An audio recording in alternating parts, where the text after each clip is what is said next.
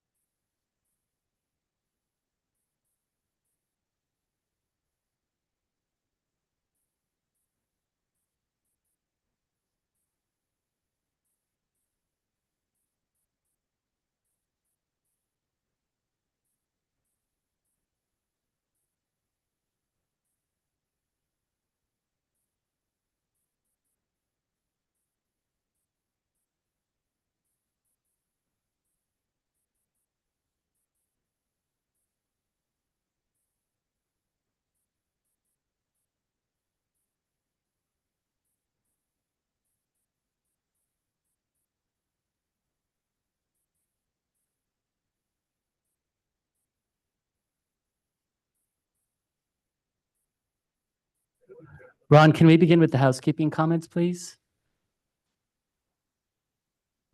Thank you for participating in today's meeting. Please do not connect to Zoom or teleconference while in the room, and please silence all devices.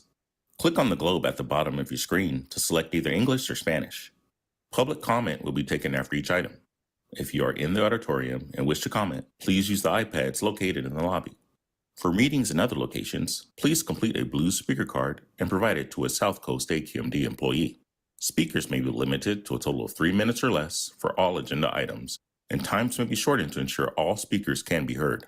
A countdown timer will be displayed on the screen for each public comment. Word time will be allotted for Spanish translation that is not simultaneous. For questions or issues on public comment, please call the public advisor at 909-396-3247. That's 909-396-3247. Please adhere to the speaker time limit and treat others with courtesy, civility, and respect. Failure to do so can result in your mic being muted or you being removed from the meeting. Be aware that this meeting is being recorded. By participating, you are authorizing recording of audio and visual content presented during the live event and consent to subsequent use of the recording in the public domain by South Coast AQMD. Gracias por participar en la reunión de hoy.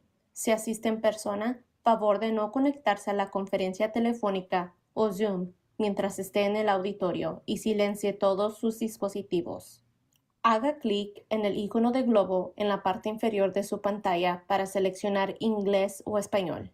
Se recibirán comentarios públicos después de cada punto de la agenda. Si está en el auditorio y desea comentar, utilice los iPads ubicados en el vestíbulo. Para reuniones en otros sitios, complete una tarjeta azul para su comentario y entréguela a un empleado de South Coast AQMD. Los comentarios serán limitados a un total de 3 minutos o menos para cada punto de la agenda. El tiempo límite puede ser reducido para asegurar que se puedan escuchar todos los comentarios. Se mostrará un temporizador de cuenta regresiva en la pantalla para cada comentario público. Se asignará más tiempo para traducción al español no simultáneo. Si tiene preguntas o problemas sobre cómo hacer un comentario público, llame al asesor público al 909-396-3247. Eso es 909-396-3247. Respete el tiempo límite y favor de tratar a los demás con cortesía, civilidad y respeto. De lo contrario, es posible que se silencie el micrófono o que sea retirado de la reunión. Tenga en cuenta que esta reunión está siendo grabada. Al participar, usted autoriza la grabación del contenido audiovisual presentado durante el evento en vivo y acepta el uso posterior de la grabación en el dominio público por parte de South Coast AQMD.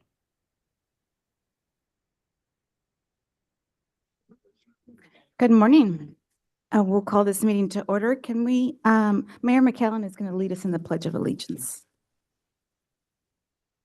Please join me as we salute the flag that represents our great republic. I pledge allegiance to the flag of the United States of America and to the republic for which it stands, one nation under God, indivisible, with liberty and justice for all. Thank you.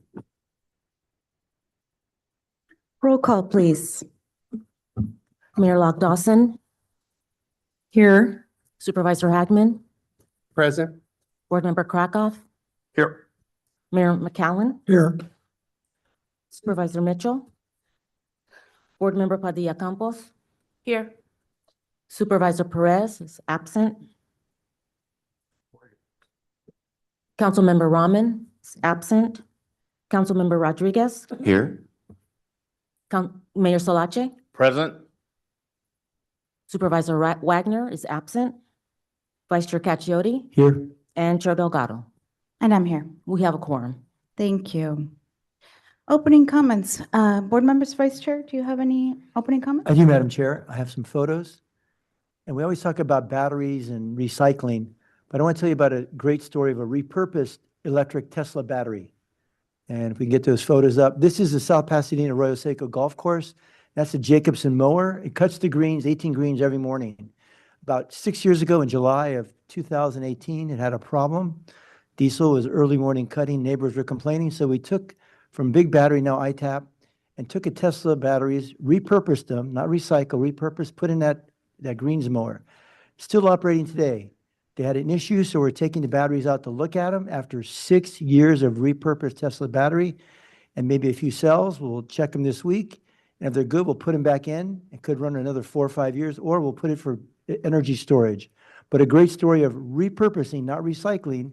Before we recycle, we can repurpose these batteries, and I ran that mower every single day for the last 6.5 years or so. Next. And Mean Green was there at our facility. That's our maintenance yard, the Arroyo Seco Golf Course. I'm down there with our maintenance staff and Dan May from AGSA, American Greensboro Alliance, and that's a 72, 74-inch all-electric mower that's going to cut the rough. They're testing it out. Next. And there's the batteries you put in. Used to be when they came to South Pass and we became the first city in the world to maintain all of our lawns and soccer fields where I coach and baseball fields. There was 4 batteries. Now it's 1 battery and cuts it in 1 opportunity in 4 hours. That's Gabriel next. And there's Gabe testing on the greens, around the greens, and he loved it. It's flying around without a sound and without pollution. Thank you, Madam Chair. Thank you. That's exciting. Supervisor Mitchell. Thank you very much, Madam Chair. I wanted to just share, I don't know if we sent you all a picture, but I hosted last month on a Saturday a fantastic environmental justice policy summit with 3 community colleges in my district, Compton College, West, there it is, fabulous, West LA and El Camino. And all the students came to talk about environmental justice issues in their communities. We did a mock board hearing, and they actually wrote motions to bring solutions to issues around, global warming and lack of tree canopy. I learned a lot of new concepts around thermal reflective paints and capital roofing projects, ways that they envisioned that we could cool our communities. I want to thank Dr. Anissa Hurd Johnson for coming. We had county department heads and AQMD was there to provide them feedback on their policy ideas. And we also told them about our summer internship. So I'm hoping that we will have some future AQMD summer interns that came out of this experience. I just wanted to share that with everybody. Oh, that sounds great. Thanks for sharing. Thank you. Any other board member comments? Okay, Wayne? Thanks, Madam Chair. Just a few items to note. This last week, here at the South Coast AQMD, we celebrated National Hispanic Heritage Month. And one of our employee resource groups, our Hispanic and Latinx Organization for Success, otherwise known as HALOS, collaborated with our DEI team to bring in a mariachi band from Garfield High School. And it was an amazing event, as you can see in the pictures, with the folklorico dancing and with the mariachis. It was a lot of fun, and I think a great way to share cultural histories and experience. The next item that I want to note is that we have our 10th Environmental Justice Conference coming up. That will be on Thursday, October 24th from 10 a.m. to 12:30, and we'll be hosting this conference, and the theme is A Decade of Collaboration for Clean Air. This is going to be an in-person event at USC's Town and Gown facility, and registration is free. It includes complimentary parking, a continental breakfast and lunch. The deadline for registration is October 16th, and I urge you to register quickly because we're almost at capacity.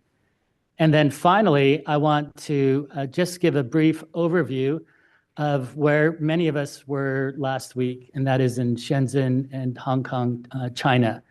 Mayor McCallum and Supervisor Perez and much of our senior team here represented South Coast AQMD at a signing with the Memorandum of Cooperation.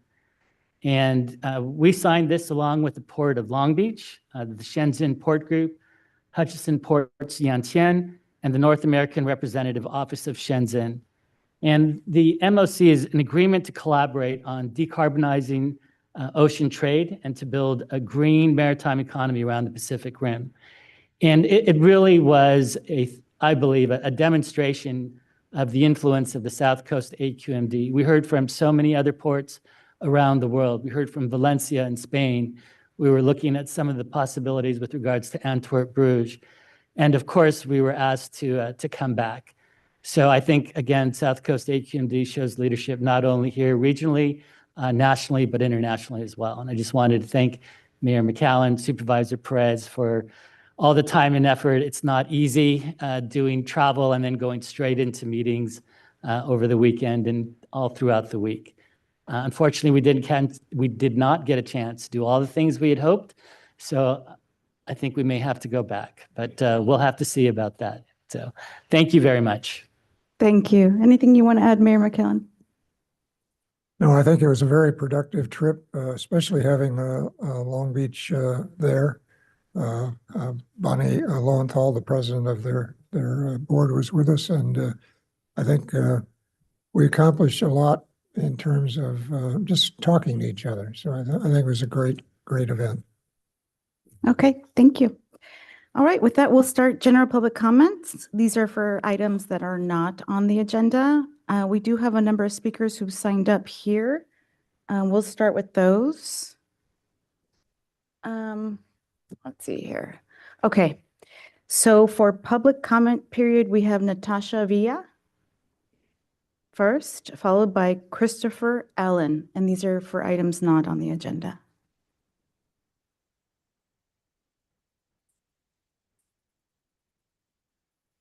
Hi, good morning. My name is Natasha Villa, and I'm the External Affairs Manager for the Pacific Merchant Shipping Association.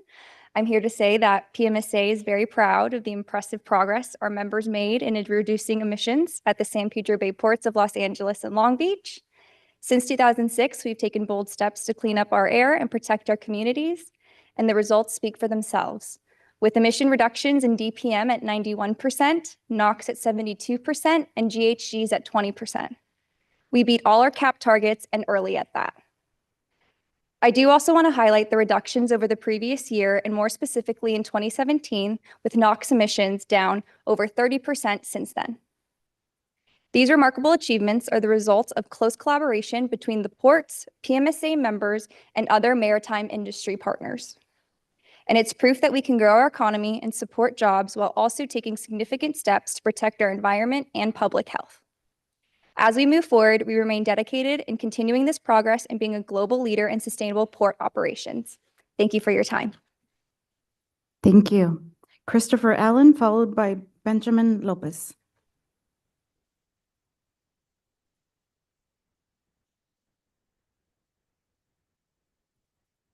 Good morning, Chair Delgado and members of the AQMD Governing Board. My name is Christopher Allen. I'm the Director of Health, Safety, Security, and Environment at APM Terminals, and I'm here to speak about proposed Rule 2304, the Port's Indirect Source Rule. APMT at Port of Los Angeles is on track to achieve net zero emissions ahead of the 2030 deadline established in the Clean Air Action Plan due to the investments we've made. And working collaboratively with shipping lines, the Port of Los Angeles, South Coast AQMD, and the California Air Resources Board. However, achieving the continued emissions reduction hinges on critical investments in infrastructure, to fully electrify our terminals with 18 additional megawatts of reliable and resilient power. Today, we ask AQMD to help us achieve our goals by redirecting its efforts to help deliver the necessary infrastructure to implement the projects already underway. Thank you so much. Thank you. Benjamin Lopez, followed by Thomas from PMSA. Good morning, Chair. Good morning, Board. My name is Benjamin Lopez. I'm the External Affairs Director for the Rebuild SoCo Partnership, and I'm speaking on proposed Rule 2304, the Ports Indirect Source Rule. The Rebuild SoCo Partnership consists of 2,000 contractors throughout Southern California, and we represent over 90,000 union workers whose jobs will be directly impacted by the cargo by cargo coming into the ports of LA and Long Beach. The proposed rule with this potential cargo caps risks shutting down terminals and jeopardizing thousands of well-paying jobs that sustain working families in our communities. We call for the board to take a more balanced approach to finding solutions focusing on infrastructure development to support zero-emission equipment rather than imposing caps that could undermine port operations and economic health. Our members who live in nearby neighborhoods fully support the port's ongoing efforts to reduce emissions. However, we urge the AQMD to collaborate with labor and industry to find solutions that protect both environmental responsibilities in the Southern California workers and livelihoods. Thank you. Thank you. Thomas, and then he'll be followed by Gary Herrera.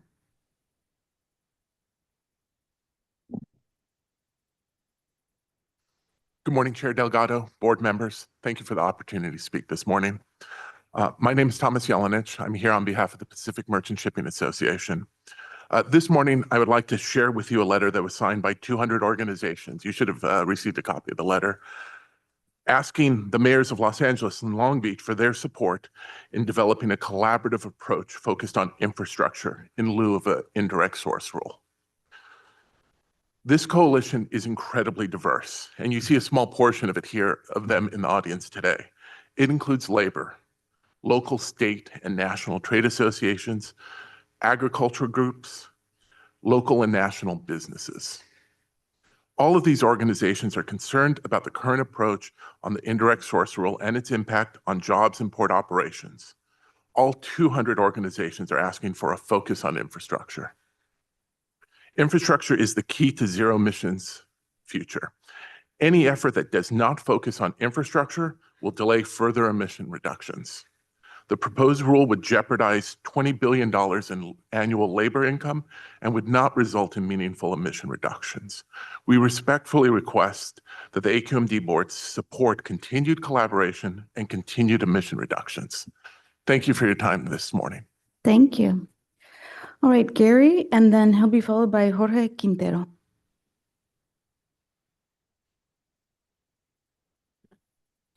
Good morning, Chair. Good morning, Board. My name is Gary Herrera. I am the president of ILW Local 13 down on the waterfront, representing close to 10,000 members. I'm here today to express my opposition to the indirect source rule.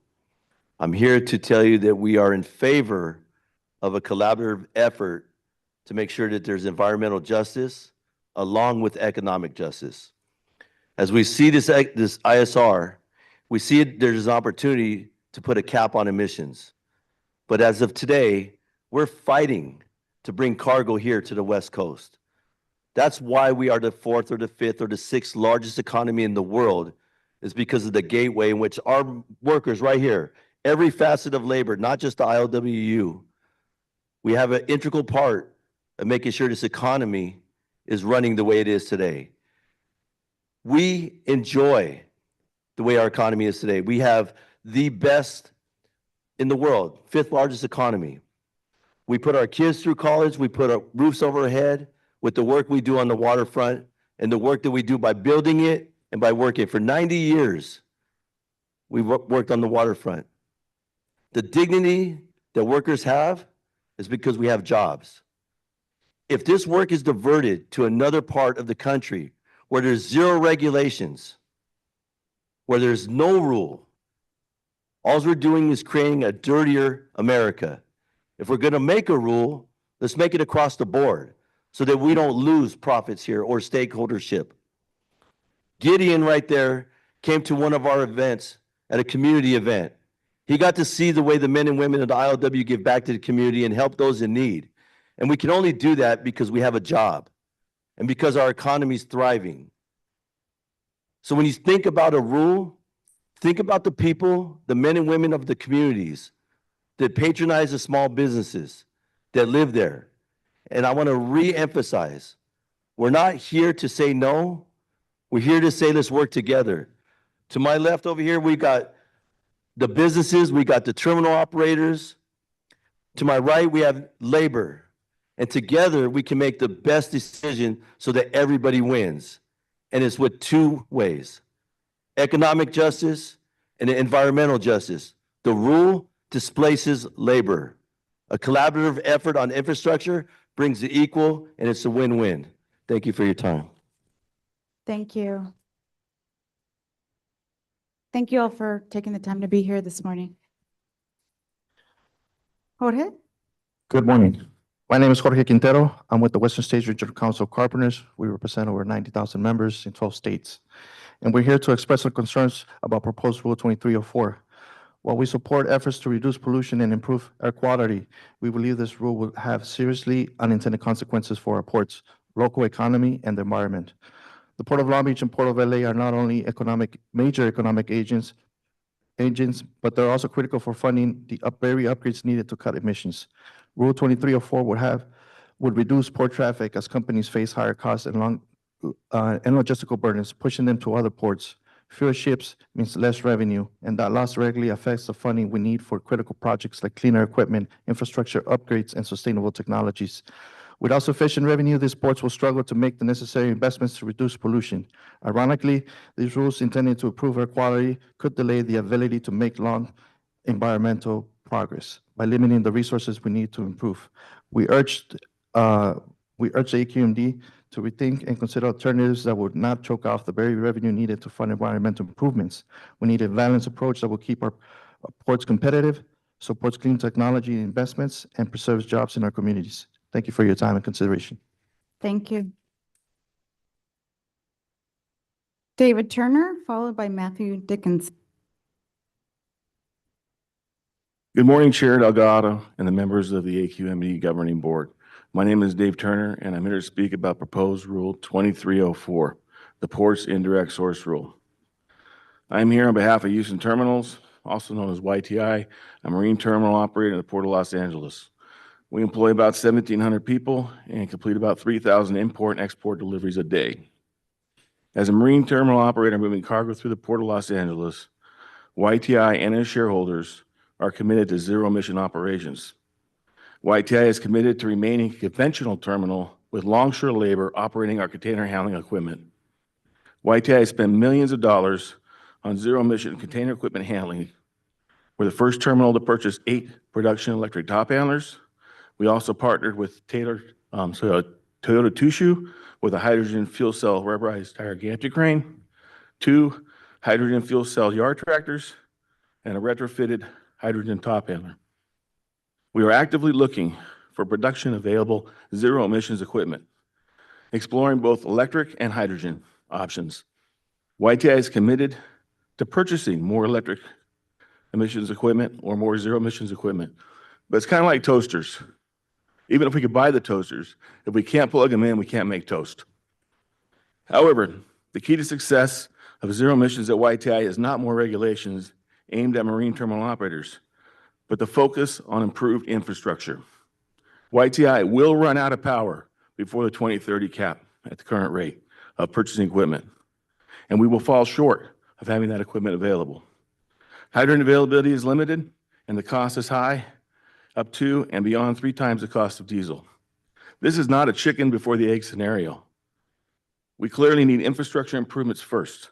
The key to achieving zero emissions goal is infrastructure. We ask the AQMD board support for collaborative approach focused on infrastructure. The proposed ISR will not address the infrastructure needs and fail to address the glaring issue for zero emission success. Thank you. Thank you. Matthew will be followed by Teresa Trujillo.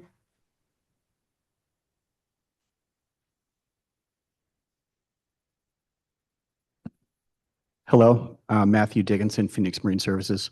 Good morning, Chairman Delgado and members of the board. Thanks for giving me the opportunity to speak. I'm here to talk about our opposition to Rule 2304, the ISR. I think the intent of the rule, everybody wants cleaner air, cleaner water, and all of those things that should be a human right. However, there are ways to go about it. Here at Phoenix, we started about 6 years ago trying to get to net zero. And so far, we've cut about 67,000 metric tons out of our Scope 1 emissions profile. And that's while cargo flow was increasing. That's about an 80% reduction. So the ISR, really, we're talking about the final 20%. We have a plan for that. Over the last couple of years, I've met with Gideon, PMSA, several other collaborations with lots of different folks, and we have a solid plan to get to zero by 2030, 2032. And that plan hinges on the development of robust infrastructure, able to support our electrification and hydrogen needs, because the solution to this problem is an and, not an or. Terminals aren't going to go electric or hydrogen. They're going to have a mix of all these zero emissions technologies. And without the infrastructure required, these things will stall. And I can tell you from firsthand experience, when I bring up the introduction of more zero emissions equipment to our inventory, the first question I get asked is, where's the hydrogen coming from? I don't have an answer to that question yet. And if I did, the next question would be, how much is it going to cost? The answer to that would literally get me thrown out the window.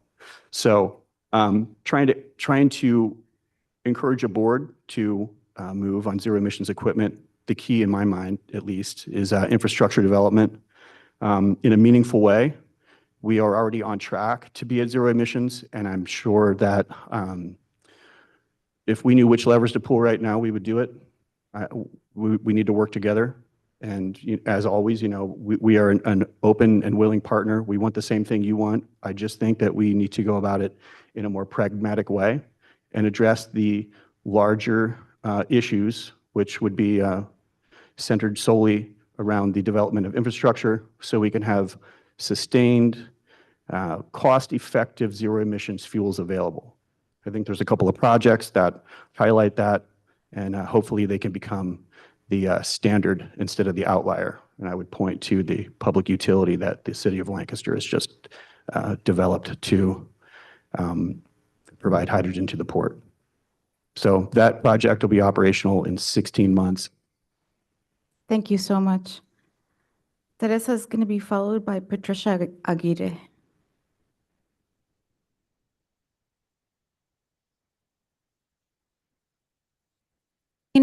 Chair Delgado and honorable board members, my name is Teresa Trujillo. I'm a second-generation longshoreman, and I'm here on behalf of the International Longshore and Warehouse Union Local 13. And I'm here to speak against proposed Rule 2304, the Port Indirect Source Rule.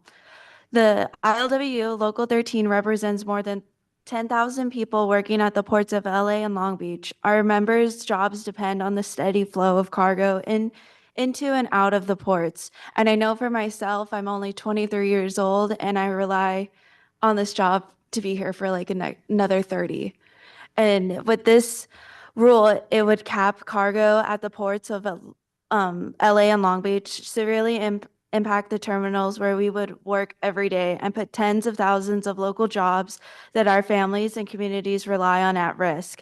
As a proud ILWU member, I've seen firsthand the incredible opportunities the port provides people in San Pedro, Wilmington, Long Beach, and beyond. And even for myself, I was able to graduate college with this job. I was able to support my family with this job. If I didn't have this job, I wouldn't be where I am today.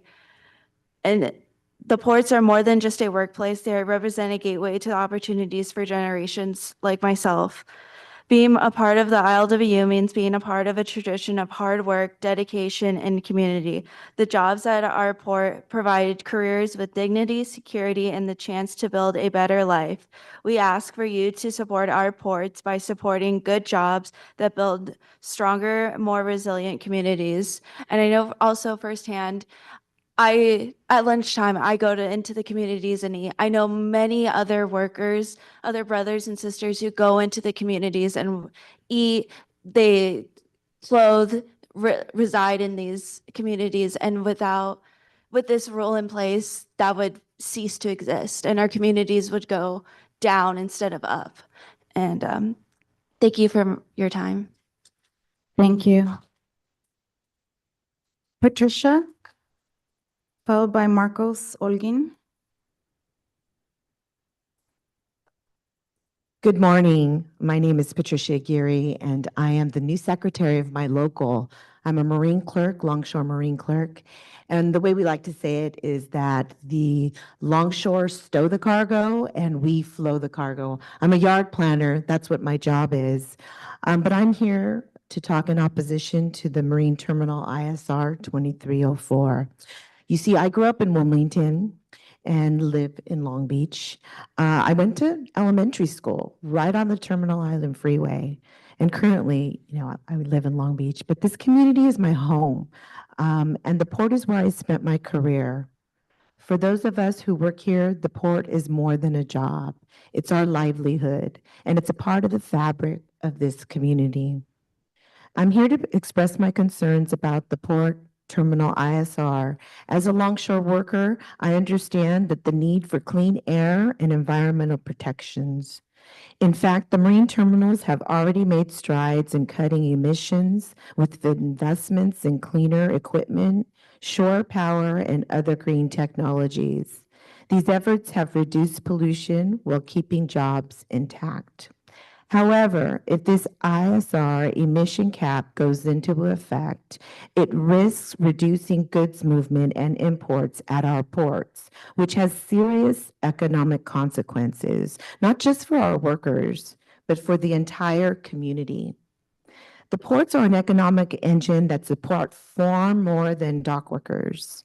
There are thousands of other jobs, from truck drivers to warehouse workers to small businesses, that depend on the flow of these goods. A reduction in good movements will impact not only those jobs, but also the tax base that funds our schools, emergency services, and infrastructure. This is a ripple effect that could harm the very community we're all trying to protect. I know labor sometimes faces skepticism from the environmentalist and the social justice community at times because we're standing with the employers. But my union, it has a 90-year history of collaboration that has worked, well, we have worked with our employers to build some of the best working conditions in the country, if not the world over, while also addressing our environmental concerns. We see ourselves as not just stewards of the port, but the environment as well. And just as we collaborated to improve our working conditions, we need to collaborate to protect both jobs and the environment. So let's build on the progress we've already made by finding solutions. Thank you so much. Marcos will be followed by Mark Jurisic.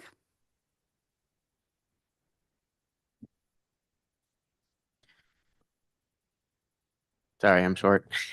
Good morning, Chair Delgado and honorable board members. My name is Marcos Holguin, and I serve as counsel to International Longshore and Warehouse Union Locals 13, 63, and 94, which collectively represent the longshore workers, marine clerks, and foremen, numbering over 10,000 at the ports of Los Angeles and Long Beach. And I am also here today to speak with regard to proposed Rule 2304, the port's indirect source rule. As my brothers and sisters have mentioned, our members and members of other labor rely on the ports of Los Angeles and Long Beach and its steady flow of cargo in and out of the ports. Rule 2304, as currently proposed by the June 2023 rule concept, which, as you know, is the most recently released concept to the public, risks capping cargo at the ports of Los Angeles and Long Beach, severely impacting the terminals where we work every day, and putting tens of thousands of local jobs that our families and communities rely on at risk. Working at the ports of Los Angeles and Long Beach offers stable, well-paying jobs, which allows our members to support local communities. The jobs at the ports are vital to our state, local, and national economy, driving job creation on the docks and across various industries, including small business, logistics, transportation, and global trade. Capping port emissions, which again is outlined in the most recently proposed rule concept, would drive port traffic to other less regulated, dirtier ports and those jobs along with it. This would weaken our gateway and do little to advance the environmental regulations that you have all worked so hard to pass. And it would also decimate local communities. Since 2006, the ports of LA and Long Beach have dramatically reduced diesel emission, NOx, and SOx. As such, we believe that environmental justice and economic justice should be prioritized equally. So we urge the AQMD to work with the ports and stakeholders, develop a collaborative approach to build the necessary infrastructure needed to achieve our state and region's goals for human-operated, zero-emission infrastructure and equipment. Our ports and stakeholders have already proven that cleaner air and economic growth can go hand in hand, so we ask for a solution that benefits everyone. Thank you. Thank you. Mark is going to be followed by Mike. Good morning. My name is Mark Jurisic. I'm speaking on behalf of ILW Local 13. And again, I also speak against the indirect source rule. But my reasons are a little different. My job for the last 3 years with the union has been working on alternative fuels and energies for the port, trying to reach zero emissions. During that time, we have built a coalition of employers, union, fire department, both ports, local politicians in trying to drive ourselves to zero emissions. And when I look at the indirect source rule, I don't see something that's designed to help us in this goal. What I'm seeing is something that's putting up a roadblock. It's diverting our energy. It's diverting our issues. We need to bring more cargo here. We have introduced electric, hydrogen equipment. We're working on it. We're working on supply of hydrogen. We're working on regulations, but we're not getting any help from anywhere outside of this. And that's what's really bothering me. We are the industry experts on this. We're trying to do the same thing you are, get to zero emissions, but we're not getting any help. That's bothering me. When we talk about building infrastructure, that's exactly what we're talking about. We understand how we're going to get there. We understand what we need to do there. We're working diligently. We meet once a month and more than that.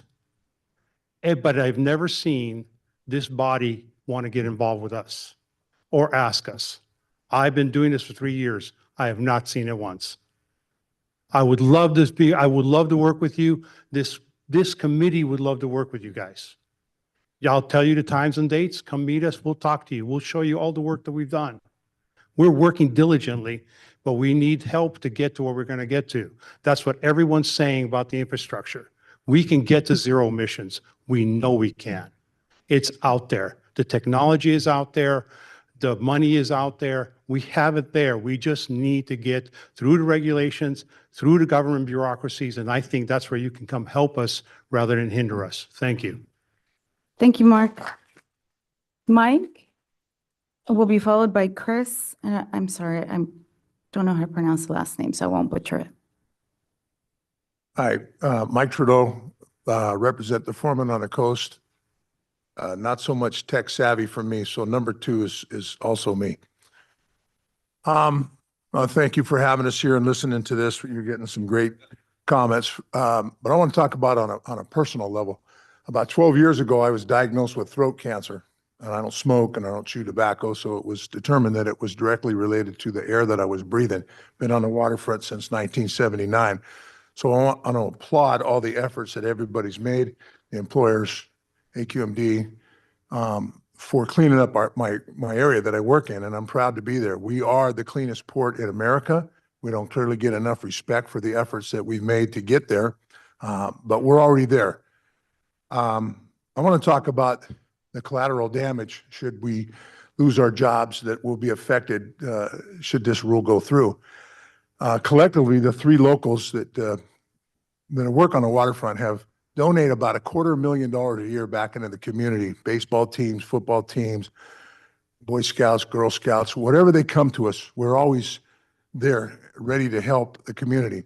That'll be affected should we lose our jobs because that money's generated through our members' dues. Membership would go down. On a personal level, I donate my money to all the little kids that come up and down the street for their fundraisers, selling cookies and magazines, to my granddaughter's soccer team, purchasing the banner and the extra balls, little league teams with field work and snack bars and such. And I just want you guys to understand that it ain't just the waterfront. It's everything in the community that was mentioned earlier that we wouldn't have the ability to reinvest and help the less fortunate. We have great jobs. There's no doubt about it. But with those jobs, we're able to, keep our houses clean, drive up the price of our neighbors' homes. And I tell them, you take my job away from me, I'm not washing my car, I'm not painting my house. So good luck with that. No more donations to your community children that are looking for help. So hopefully you guys would think about this and come up with a way to work together, find a common ground here to where we can continue to clean up our ports, but maintain our jobs and keep everybody working and this economy moving. Thank you for your consideration. Thank you. Chris will be followed by Sal DiConstanzo.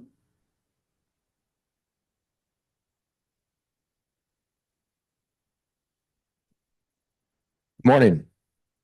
My name is Chris Saluzzo. I'm the Regional Director of the Marine Division ILWU in Southern California.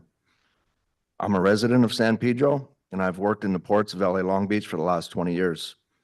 We all want clean air to breathe, but Rule 2304 threatens thousands of our livelihoods in the port community. It seems to me the AQMD has not thought out this rule, nor does AQMD concern itself with the consequences this rule will have on working class people. You are planning a 10th anniversary of Clean Air Collaboration, but this is not collaboration with the people who live and work in the area, and this is not what doing the right thing looks like. Thank you. Thank you. Okay, so we've got Sal. Oh, I'm sorry.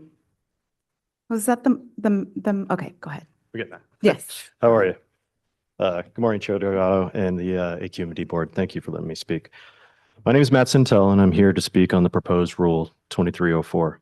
I'm here on behalf of Ports America, who employs over 400 dock workers per day at the West Basin Container Terminal in the Port of Los Angeles. As stevedore and terminal operator, moving cargo through the ports of Los Angeles, I've seen and supported the incredible progress in reducing emissions and port-related sources. Today, emissions, diesel pollution are down 91% and NOx are down 72%. Emissions in the port are actually declining faster than the overall emissions in the region. Part of that success is the work we've been doing at WBCT. We were one of the first to employ or to introduce the alternative maritime power to plug in ocean-going vessels. We've also deployed and purchased over 100 zero, near zero, and hydrogen or hybrid solutions for container handling equipment. The success has been a collaboration of the terminal, the Port of Los Angeles, and the South Coast Air Quality Management District. We hope that collaboration continues. But one of the big things that everyone's been speaking on is infrastructure. It's the key word we should be thinking about as we move towards zero emissions. I'm not just referring to like terminal infrastructure, but everyone from the municipalities to the utilities to be able to provide the proper power or any type of alternative solutions such as hydrogen to be able to move forward towards those zero emissions. The proposed ISR will not deliver the necessary infrastructure and will only slow down the implementation of those projects. As well, with imposed regulation on caps without the proper infrastructure to reduce emissions, it will have an economic impact to the community and to the jobs of the men and women you see behind me. For that reason, we ask that AQMD board support a more collaborative approach on infrastructure so we can meet the goals that we're all here to achieve. Thank you. Thank you, Matt. Okay, now we have Sal, and then he'll be followed by Mickey Chavez.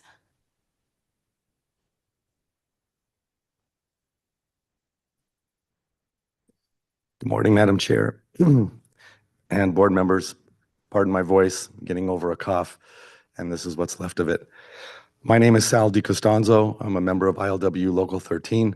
I've had the distinct pleasure of meeting almost every one of you on the ports or on the docks, or at least on Zoom for some of you. You're an incredibly thoughtful group, and I know that you take this seriously. We all want to do the right thing here. We just can't agree on what that is. When people agree to terms, as we have with our contracts with our employers, and as we just recently saw on the East Coast, when there's buy-in and there's agreement, there's typically a much better result. When one side is imposing their will on the other, it typically backfires.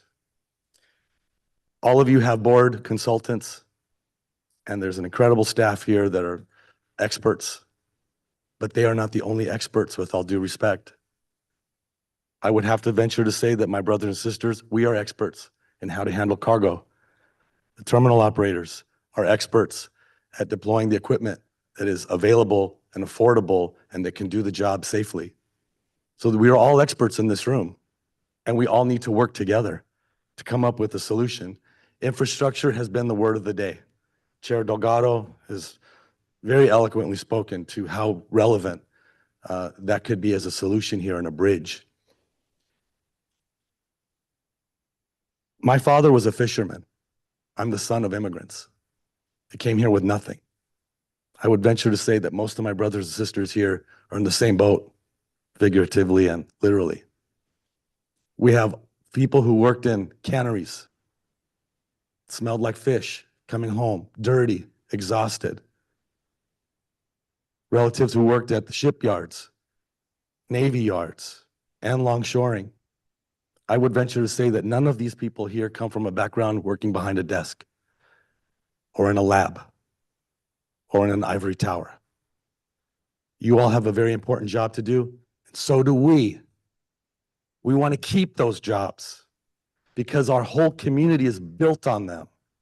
We don't want to live in dirty air. PMSA told you, the ports have told you how fantastic the results have been, and it's been without the ISR. We don't need the ISR. We need a compact that we can all agree to and get buy-in and not have something shoved down our throats from an hour away from where we live.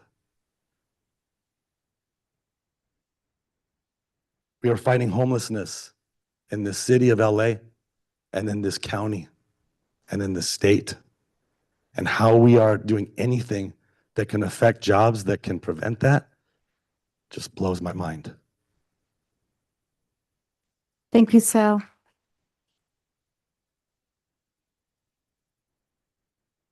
All right, we've got our next speaker will be followed by Sarah Wildfong.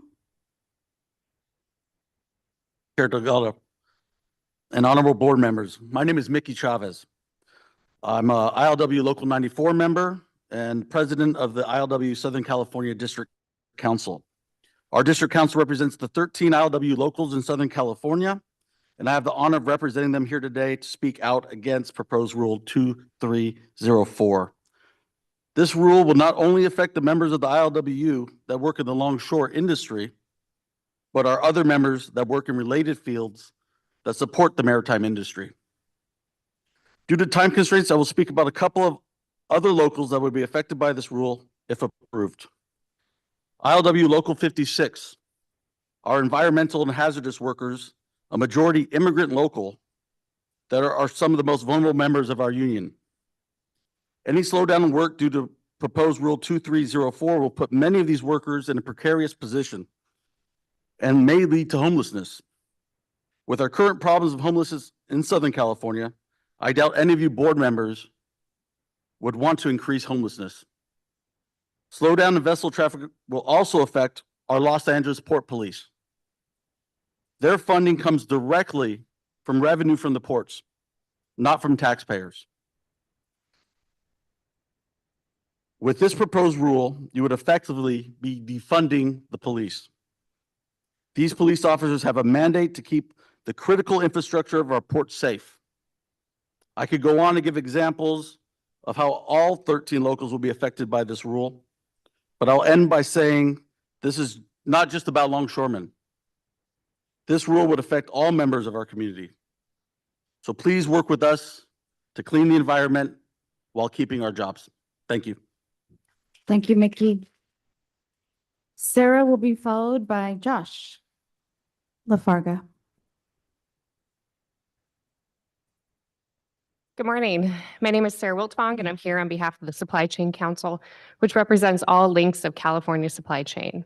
Our members include labor, sustainable building developers, ports, logistic construction management, asset managers, land use experts, and companies focused on advancing the industry's interests, promoting sustainability, and supporting the communities and employees that are part of the goods movement economy. And I'm here to speak in opposition to the Port Indirect Source Rule. The Supply Chain Council members are acutely aware of the critical role the ports of LA and Long Beach play in the national supply chain. Nearly 40% of the nation's goods flow through these ports, and the ISR would not only harm Southern California's competitiveness, but it could disrupt national distribution networks. This means higher costs for businesses, delays for consumers, and increased emissions for the planet. The ports of Los Angeles and Long Beach are leading the way in environmental responsibility, and their success in cutting emissions is setting an example for others around the world. As an alternative, we also request the AQMD work with the ports to develop the necessary infrastructure to support zero-emission equipment. A collaborative effort to focus on the deployment of infrastructure is critical to making the zero-emission goals a reality. Thank you. Thank you, Sarah. Welcome, Josh. Good to see you. Likewise, good morning. My name is Josh LaFarga, here representing LIUNA's Southern California District Council and its approximately 35,000 members. LIUNA is a workforce of over 500,000 trained construction craft laborers building the infrastructure that we use daily. Whether that's our water and sewer systems, our public transit systems, energy infrastructure, as well as the many aspects of the supply chain from ports, rail, bridges, highways, and logistics centers, LIUNA builds it all. I'm here to speak about the proposed Ports Indirect Source Rule. On behalf of the hardworking members of LIUNA, we have serious concerns about SC AQMD imposing a rule on an industry that supports so many American workers. We cannot support this without it being a collaborative effort with the stakeholders to determine what can feasibly be achieved without crippling the industry and the thousands of families that it helps sustain. Every American depends on our ports, whether that be through career or simply goods. We urge the AQMD to work with the ports, labor, and industry to find a solution that protects both the environment and the livelihoods of Southern California workers. And please remember that we, collectively as labor, are the community. Thank you. Okay, we've got Nicholas Santos, and our last speaker here will be Andrea Connolly. Good morning, Madam Chair and Board. My name is Nicholas Santos, and I'm the Business Manager and Secretary Treasurer of LIUNA Laborers Local 1309, covering South LA County. I'm here to speak about the proposed Rule 2304. On behalf of LIUNA Local 1309, an organization that represents 4,200 men and women whose jobs rely on the steady flow of cargo and construction materials into and out of the ports of Los Angeles and Long Beach. As representatives of the hardworking men and women standing with me, we have serious concerns about the indirect source rule. The ports are not just an economic engine, they are the lifeblood of thousands of families. LIUNA members build the port's infrastructure. These projects provide work opportunities to grow and develop our apprentices to become skilled and trained journeymen with dignified wages and benefits, another pathway into the middle class. 226,000 regional jobs are supported by these ports. Jobs that provide both good wages, benefits, and security for workers and their families. This proposed rule threatens to cut into those livelihoods. By capping cargo, the ISR would shut down operations once limits are reached, putting countless jobs at risk and driving business elsewhere to dirtier ports and increasing emissions. Not only does this undermine the progress we've made in environmental sustainability, but it also threatens the stability of our workforce. We can continue reducing emissions without sacrificing jobs.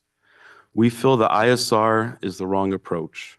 We urge AQMD to work with the ports, labor, and industry to find a solution that protects the environment and the livelihoods of Southern California workers. Thank you. Thank you.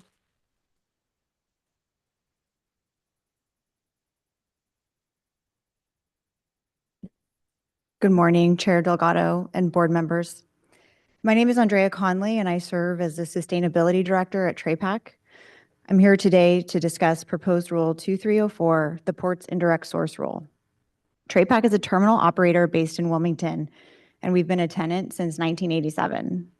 Over the years, our terminal has grown from humble beginnings as Dole's primary exclusive terminal, where we imported just bananas with a team of 20 employees, to where we are today, now operating facilities in LA and Oakland with over 200 employees handling more than 1.3 million TEUs of cargo annually. On a personal note, I'm proud to say that TRAPAC has employed my family for 3 generations, starting with my grandfather, a longtime Wilmington resident and longshoreman, and now with me continuing that legacy 3 decades later. It has been truly inspiring to witness the evolution of our operations. In fact, TRAPAC was the first terminal on the West Coast to introduce zero emissions equipment, which we accomplished in 2014. As early adopters, we've seen firsthand how these investments have positively impacted our community. We've reduced NOx emissions by more than 80%. While there's still more to do, we've reached a point where we have deep concerns in existing infrastructure and its ability to support additional equipment needs. Our reliance on our utility provider is significant, and we depend on uninterrupted supply of electricity, something that we are struggling with today. We have significant concerns about proceeding without the infrastructure certainty required to support these advancements. Infrastructure is a critical factor in reaching our net zero emissions targets, which we are so close to. Unfortunately, the proposed rule ISR does not address the infrastructure challenges, and we believe it will only hurt our business, which provides good-paying jobs to so many in our community, like me. We urge the AQMD board to prioritize a collaborative, incentive-based, infrastructure-focused approach moving forward. Thank you. Thank you. We have a number of speakers who signed up online, so I'll turn it over to the vice chair. Thank you, Madam Chair. Our first speaker online is Heather Tomley. Heather, go ahead. You have 3 minutes, and welcome. Thank you. Good morning. I'm Heather Tomley with Port of Long Beach. I wanted to join this morning to share our appreciation for AQMD staff for their work to build stronger relationships with port representatives in Shenzhen and for bringing Port of Long Beach into the Memorandum of Cooperation that was signed last week in Shenzhen, China. These voluntary cooperative partnerships with ports around the world have been very helpful to us to share information on best practices, participate in technical exchanges, and coordinate on pilot projects. This international collaboration can be especially helpful for tackling emission reductions for global sources like ocean-going vessels. This MOC is just the latest example of a long cooperative working relationship with the ports of Long Beach and Los Angeles that we've had together with AQMD. Our Clean Air Action Plan was first developed almost 2 decades ago, and over the years, we've continued to partner on projects and programs, including our annual emissions inventories, which brings me to the other good news I wanted to share this morning. Last week, we released our emissions inventory for 2023, and it's already been reported by others, but to emphasize it again, air pollutants at Port of Long Beach have been significantly reduced since 2005, even as cargo has increased by 20%. DPM is down by 92%, NOx by 71%, SOx by 98%, and greenhouse gases by 17%. And narrowing in, NOx has been reduced by 34% just since 2017. These reductions have been secured through partnership and action with industry and labor, and we've secured millions of dollars in grant funding from government agencies. Old dirty trucks have been phased out for newer models. Terminals are using renewable diesel and deploying more and more zero-emission equipment. Ships use cleaner fuels, slow down near the harbor, and plug into shore power at berth.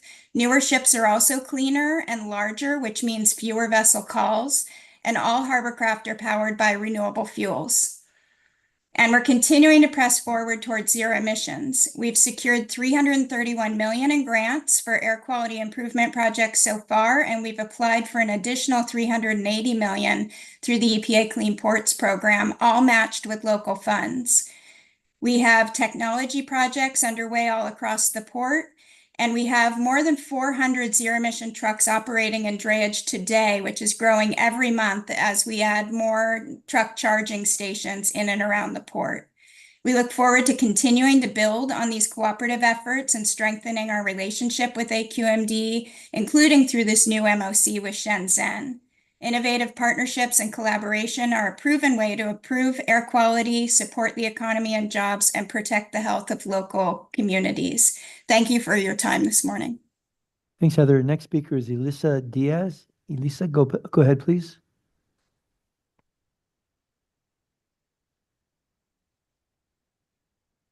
Elisa, you're muted. Good morning, Chair and board members. My name is Alyssa Diaz, Senior Public Policy Manager for the Los Angeles Area Chamber of Commerce, representing over 1,400 members, many of whom depend on the ports. The ports of Los Angeles and Long Beach are critical to the Southern California economy. The ports drive job creation, trade, and economic growth that support countless businesses and families in our region. Nearly 3.1 million jobs are supported by port activities, generating $19.93 billion in labor income last year alone. These numbers represent livelihoods, homes, and communities. The proposed indirect source rule, or ISR, threatens this economic engine, risking job losses with minimal environmental gain. While the Chamber supports responsible environmental stewardship, we need policies that promote sustainability and economic growth. The port ISR will not accomplish these. We respectfully request AQMD to collaborate with the ports to create a practical approach to building the necessary zero-emission infrastructure that addresses both environmental concerns and protects the health of our local businesses. Thank you. Thank you, Lisa. Next speaker is Vanessa Rivas Villanueva.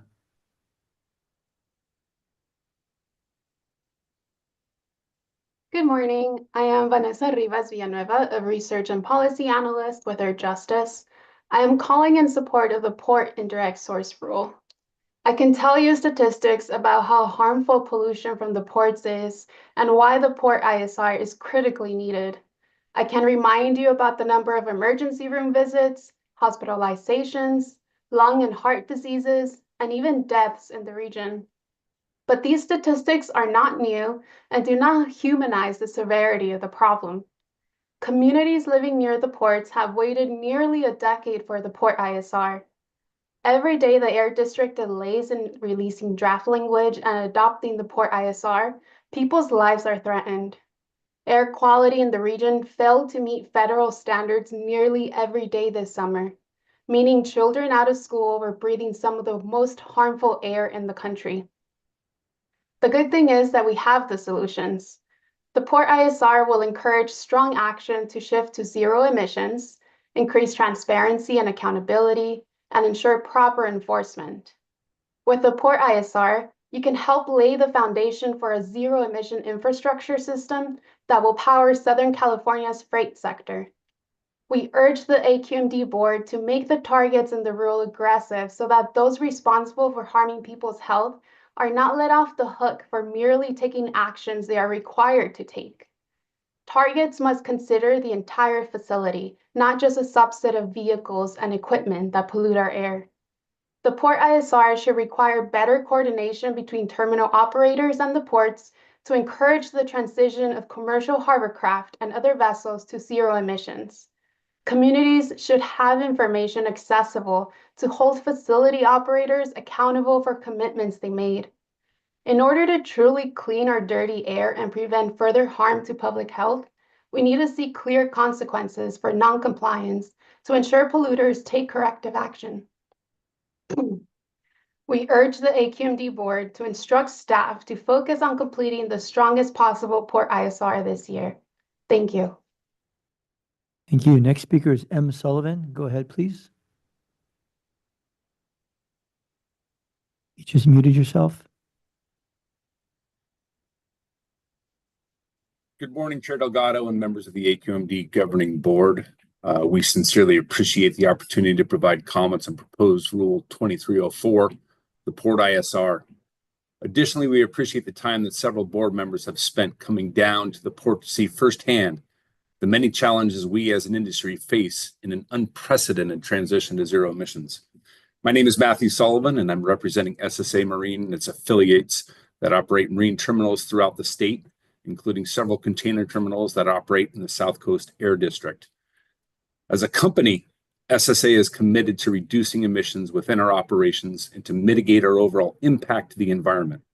We are setting ambitious decarbonization goals and have already made progress towards those with zero emission deployments at each of our terminals at the ports of Los Angeles and Long Beach. We have deployed over 200 pieces of low and zero emissions equipment across our operations. There have been successes, and yes, there have been failures. The industry operating at the ports of Los Angeles and Long Beach has made great strides in reducing emissions. Today, emissions for diesel pollution are down 91%, and NOx reductions are down 72%. And while technology is advancing, we still aren't there yet. The lack of reliable, commercially available zero emissions equipment limits our ability to transition to these alternatives and at the same time continue to move cargo efficiently.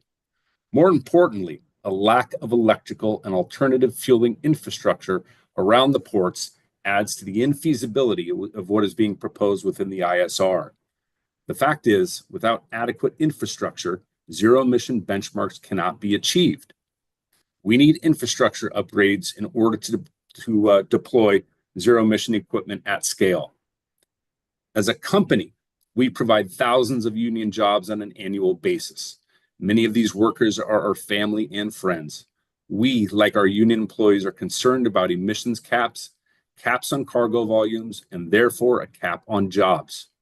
We are concerned that, as proposed, the port ISR will result in a diversion of cargo and jobs away from the ports of LA and Long Beach, outside of California, and possibly even outside the US. We feel that more regulations are not the answer. A focus on infrastructure is.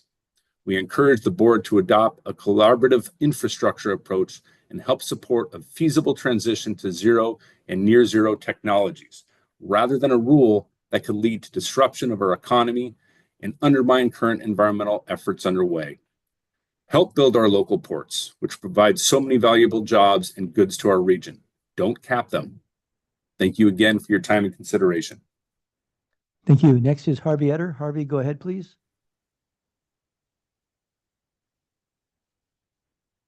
Harvey, you're on mute.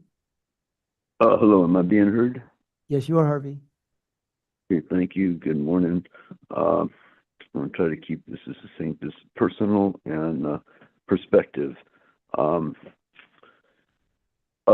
I'll just talk about the ports. I'd like to say that my brother and nephews are commercial fishermen up in Oregon and very much involved in issues about wind and whatnot, and the Fishermen's Association that connects in with this in the ports. Okay, we've been doing so. I'm with the Public Solar Power Coalition, speaking for myself, been doing this 40, 50 years.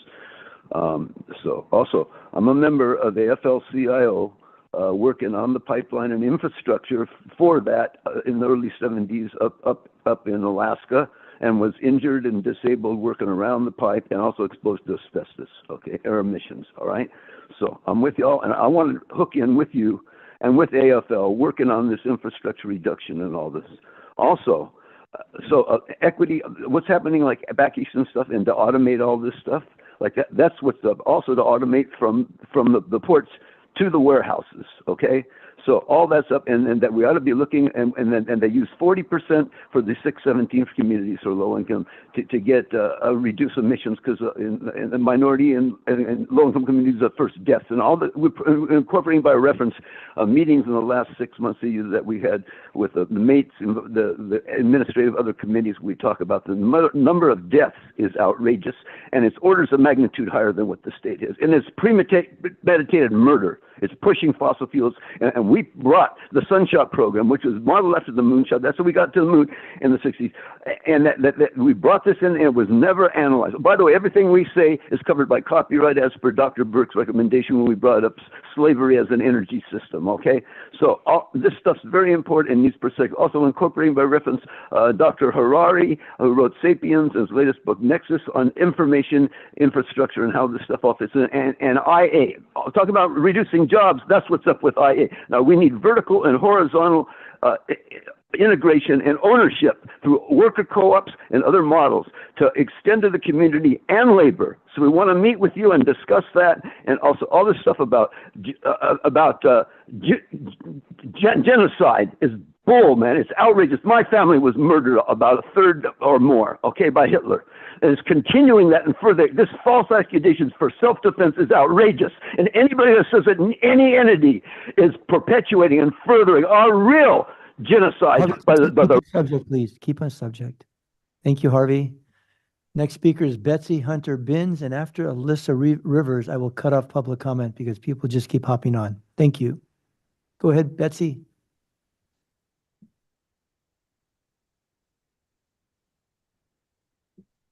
Betsy, you're on mute. Sorry about that. My name is Betsy Hunter Binns. I am with Milk Producers Council. I am here to speak on the proposed Rule 2304, the Ports Indirect Source Rule. I represent dairy farm families throughout California that depend on the ports of Los Angeles and Long Beach to export and import vital food products.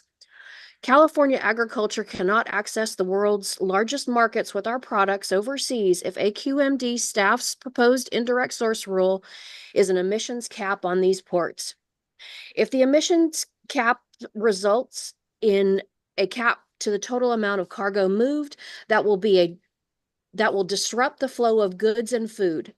Or if the emissions cap results in the imposition of mitigation fees on farmers and agricultural exporters, that would restrict our access to markets abroad, as well as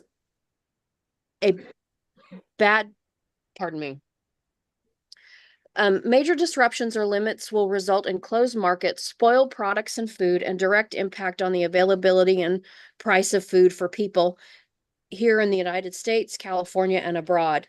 Dairy farm families support reducing emissions, and we urge the board to pursue a collaborative approach, one that will ensure the continued movement of perishable goods that is essential to protect both the farm families of California and our food supply.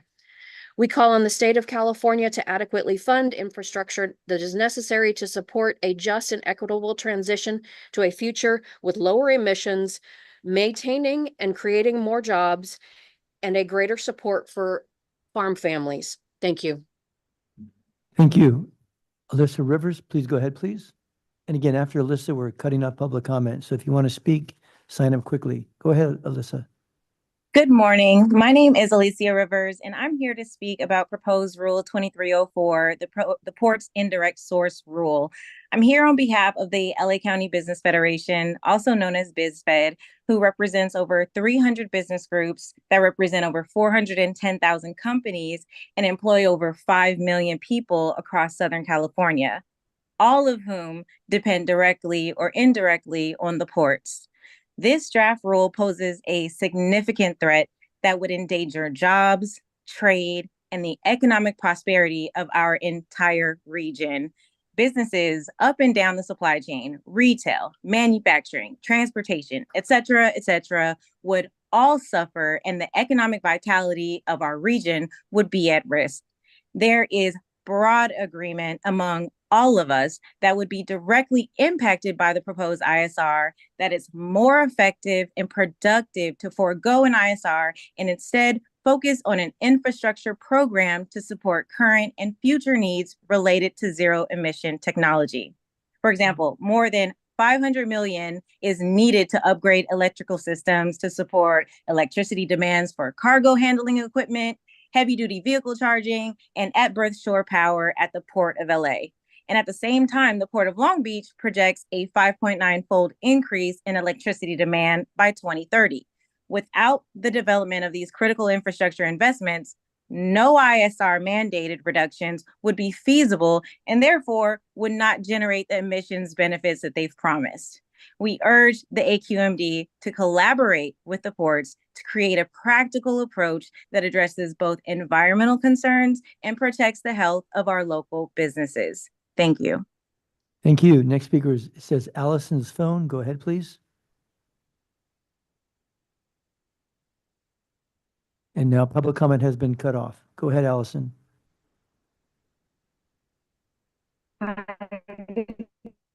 Allison, we're having trouble hearing you. You're kind of breaking in and out. My name is Allison Hom. Can you hear me now? A little better, yes. Go ahead, please. Sorry about that. My name is Allison Hom. I'm an attorney with NRDC's Environment, Equity, and Justice Center and proud member of the Impact Project. I'm calling in to urge AQMD to adopt the strongest possible port ISR this year. As you know, Southern California's ports, namely the Port of Los Angeles and the Port of Long Beach, are some of the largest emitters of deadly pollution that is harming port communities who already suffer from the worst air quality in the nation. For over 20 years, the EPA has determined that the South Coast Air Basin has failed to meet federal air quality standards for the reduction of ozone, a pollutant that weakens lung function, damages our airways, and leads to increased risk of death for Californians. This past summer, the region exceeded the federal ozone standards every single day of the month of July, a terrible trend that continued for most of the summer. Federal sanctions for this ongoing failure to clean the air threatens to limit cargo and impact jobs. The Port ISR is a solution and opportunity to avoid federal sanctions by reducing emissions and improving port efficiency. According to CalEnviroscreen 4.0, communities adjacent to the Port of Los Angeles and Port of Long Beach are in the 90th percentiles for diesel particulate matter exposure and asthma risk, as well as in the upper percentile for low birth weights, cardiovascular disease, and premature death. Rules to address this public health crisis have been in the works for decades. It's time for the ports and AQMD to stop debating whether life-saving rules are necessary. On behalf of the Impact Project Coalition, I'd like to applaud AQMD staff and AQMD governing board members for prioritizing community health.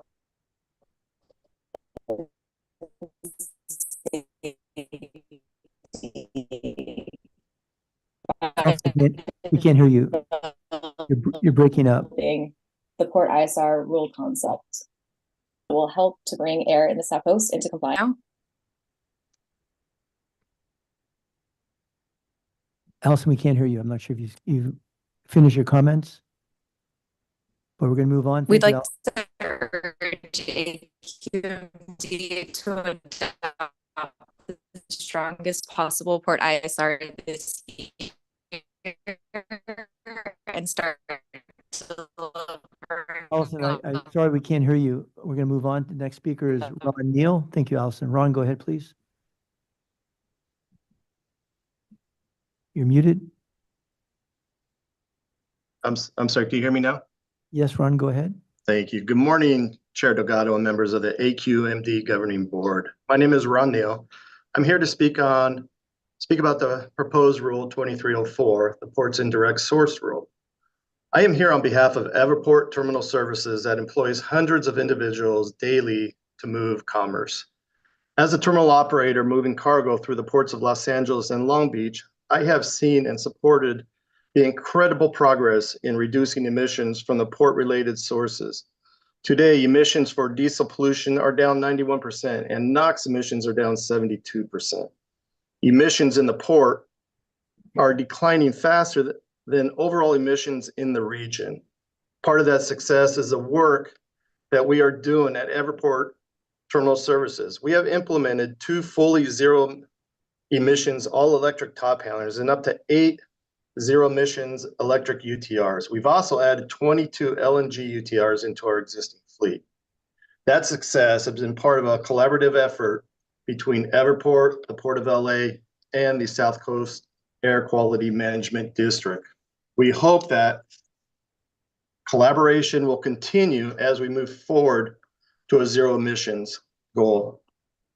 The key to achieving our zero emissions goal is infrastructure. The proposed ISR will not deliver the necessary infrastructure and will only slow down the implementation of projects already underway. For that reason, we ask the AQMD board support a collaborative approach focused on infrastructure. Thank you very much for taking the time. Thanks, Ron. Next speaker is Fernando Marquez Duarte. Fernando, go ahead, please.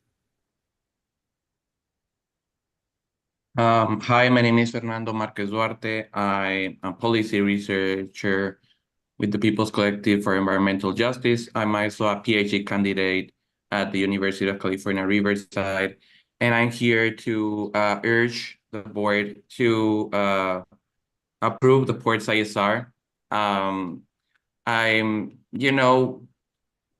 We have shared data before how this is the lack of a Ports ISR is just making people dying. Like literally people dying from cancer, for asthma, everything related with the pollution of the ports. So I won't talk about that now. What I will say is that I found it surprising, astonishing that so many unions are against the Ports ISR based on misinformation.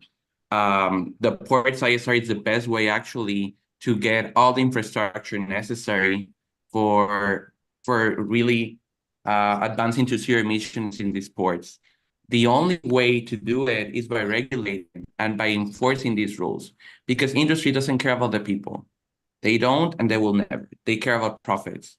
And I find it astonishing that unions, most unions that have spoken today, they are, just going for that when they should be defending the health and livelihood of the people. And that includes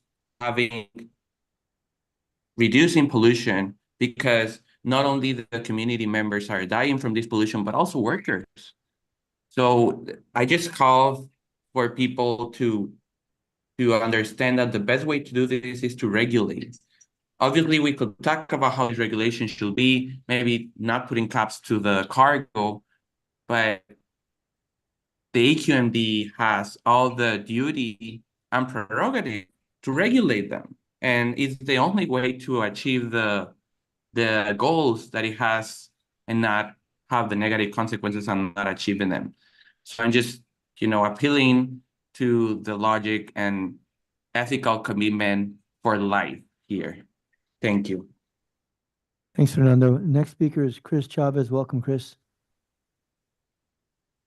Yes, good morning, board members. My name is Chris Chavez. I'm with Coalition for Clean Air, and we are in support of a strong indirect source rule. Let's remember that AQMD's previous efforts to negotiate an agreement with the ports resulted in years of wasted time due to the bad faith tactics of industry. The ports are the largest source of emissions in Southern California, an area that we know is the smoggiest air basin in the country, an area that we know is failing federal air quality standards, an area that we know is plagued by carcinogenic diesel particulate matter. Let's be clear, the rule concepts are still being developed. To say that the rule proposes a cargo cap is absolutely false. Over the years, in the many years I've been part of this discussion, no one has proposed a cargo cap in either the previously failed MOUs or the prior ISR concepts. The environmental community does not want to see worker displacement. We're not the ones using zero emissions as a push for automation. Industry is. Air pollution affects everyone, whether you work at the ports or live near them. We're all breathing it in. Clean air is a public health necessity, not a luxury or a nice to have.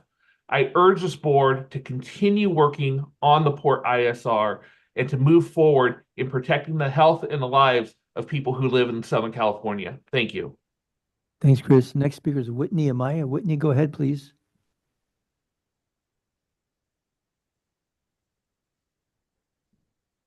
Yeah, thank you. Good morning, Chair Delgado and governing board members. My name is Whitney Amaya. I'm a community member from West Long Beach with Eastern Communities for Environmental Justice, and I'm also here to voice my support and urge that you focus on passing a strong Ports ISR that facilitates coordination and investments in human-powered zero-emission infrastructure that leads to emission reductions.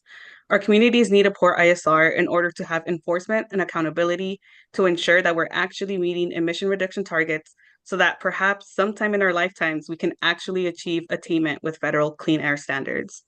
Contrary to what's been shared, the port's ISR does not ask for a cap on cargo.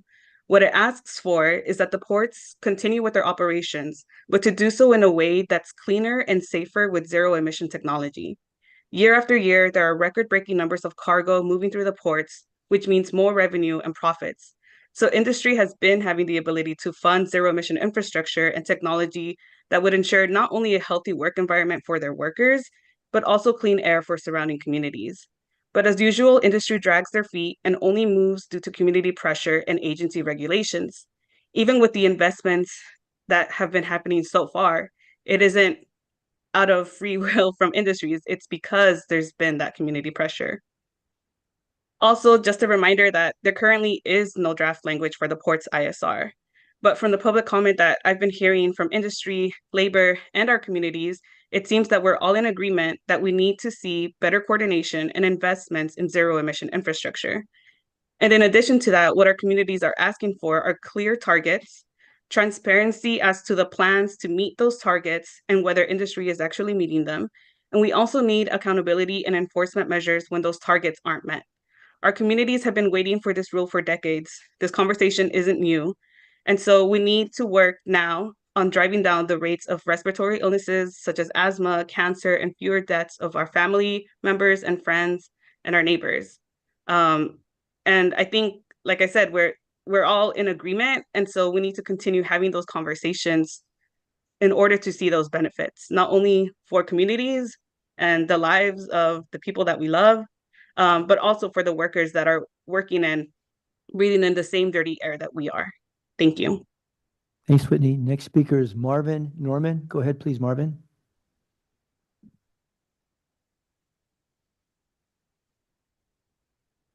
Marvin, you're muted. Morning. Yes. Hi. Can you hear me? Yes. Okay, great. Yes. Good morning. My name is Marvin Norman. I'm Medina resident and policy coordinator with CCAJ.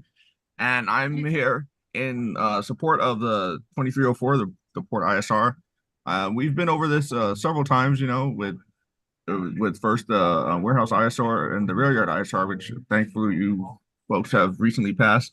Thank you for that. And so with the rail yard ISR, we had started with ISR, then we went to try to do MOU, and we wandered back to ISR because we realized that's the only way to really get this stuff done, to get the air clean. And so I think we know that's the situation here as well, and we're just kind of twiddling our thumbs trying to do other stuff. And so I heard a lot of comments today about how the ISR would cap cargo and all that. And I don't see it in that, you know, at the same time, people are admitting that emissions have fallen, and these emissions have fallen over previous emissions levels, even as the port activity has grown. So clearly, the improving emissions doesn't have to cap cargo, and the port already knows this because they've done it already. So it's not asking anything new. It's just going to keep going what they've already been doing, and continuing that to improve the air quality for all of us. And additionally, another argument I've also heard a lot of is that, you know, the port might lose market share, which is a fancy way of saying that, you know, the whole pie is getting bigger, and that more ports around the country. It is true that more ports around the country are improving their input in intake, but our ports are still growing too. I get the Port of LA puts out a daily you know, a snapshot of all the stuff that's coming in, and I've subscribed to that, and it comes in my email every morning. And the port number of containers coming in continues to increase. So even if the market share is decreasing, it's certainly not decreasing the actual number of containers that are moving through the port. So I think it would be helpful for the board to not get hung up on market share and instead look at the fact that, yes, there are more containers, there is more movement through the port, and so that we're not killing jobs. There is more work, there's more stuff that's being moved through, even if market share is changing because of the ports are also moving more. But finally, we need to make sure that the 2304 is passed, and hopefully we could get it done this year. Recently, the feds, I know recently the feds have told us that they don't like our air quality efforts and that we need to do more. And so I know everyone will be looking forward to losing their highway money if we don't get in compliance. So I hope we can get it passed so that we can get in compliance. Thank you. Thanks, Marvin. Next speaker is Nairi Bagdasarian. Go ahead, please.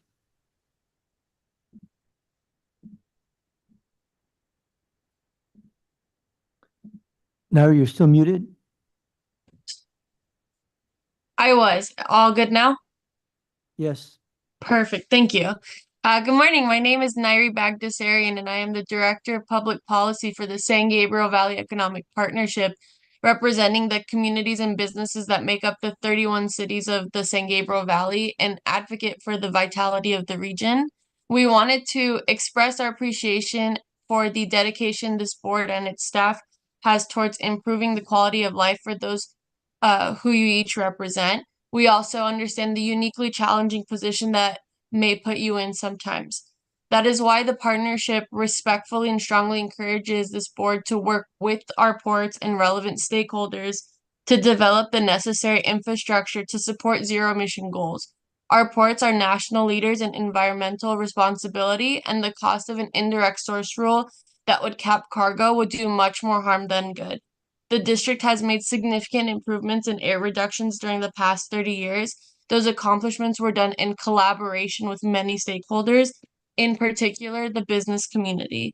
Thank you so much. Thank you, Nairi. Next speaker is Marcus Hackler. Marcus, go ahead, please. Yes, can you hear me? Yes. Okay. Good morning, Chair Delgado and members of the AQMD Governing Board. My name is Marcus Hackler, Environmental Program Manager in North America for AP Moller Maersk. I'm here to speak about Proposed Rule 2304. I'm here on behalf of AP Moller Maersk, representing approximately 750 vessels worldwide, any of which could be used to deliver goods to California. As an ocean carrier moving cargo to the ports of Los Angeles and Long Beach, Maersk has seen and supported incredible progress in reducing emissions from port-related sources. Maersk has heavily invested in shore power equipment for our vessels calling California. We are committed to using green fuel technology, such as green methanol. In August, we welcomed the Alette Maersk, the first green methanol enabled vessel to call the U.S., as it completed a maiden voyage successfully from China to Los Angeles on green methanol. We are heavily invested in the future and in decarbonizing our fleet over the coming years. The success thus far has been in part due to collaborative effort between Maersk and our partners at the terminals. This continues to be a healthy and successful path, and we want to collaborate with the South Coast AQMD to move towards zero emissions at the ports. The key to achieving our collective zero emissions goal, however, is infrastructure investment. The proposed ISR will not deliver on the necessary infrastructure and will only slow down the implementation of the projects already underway. For this reason, we ask that the AQMD board support the collaborative approach focused on infrastructure. Thank you. Thank you, Marcus. Next is Sylvia Bedecourt.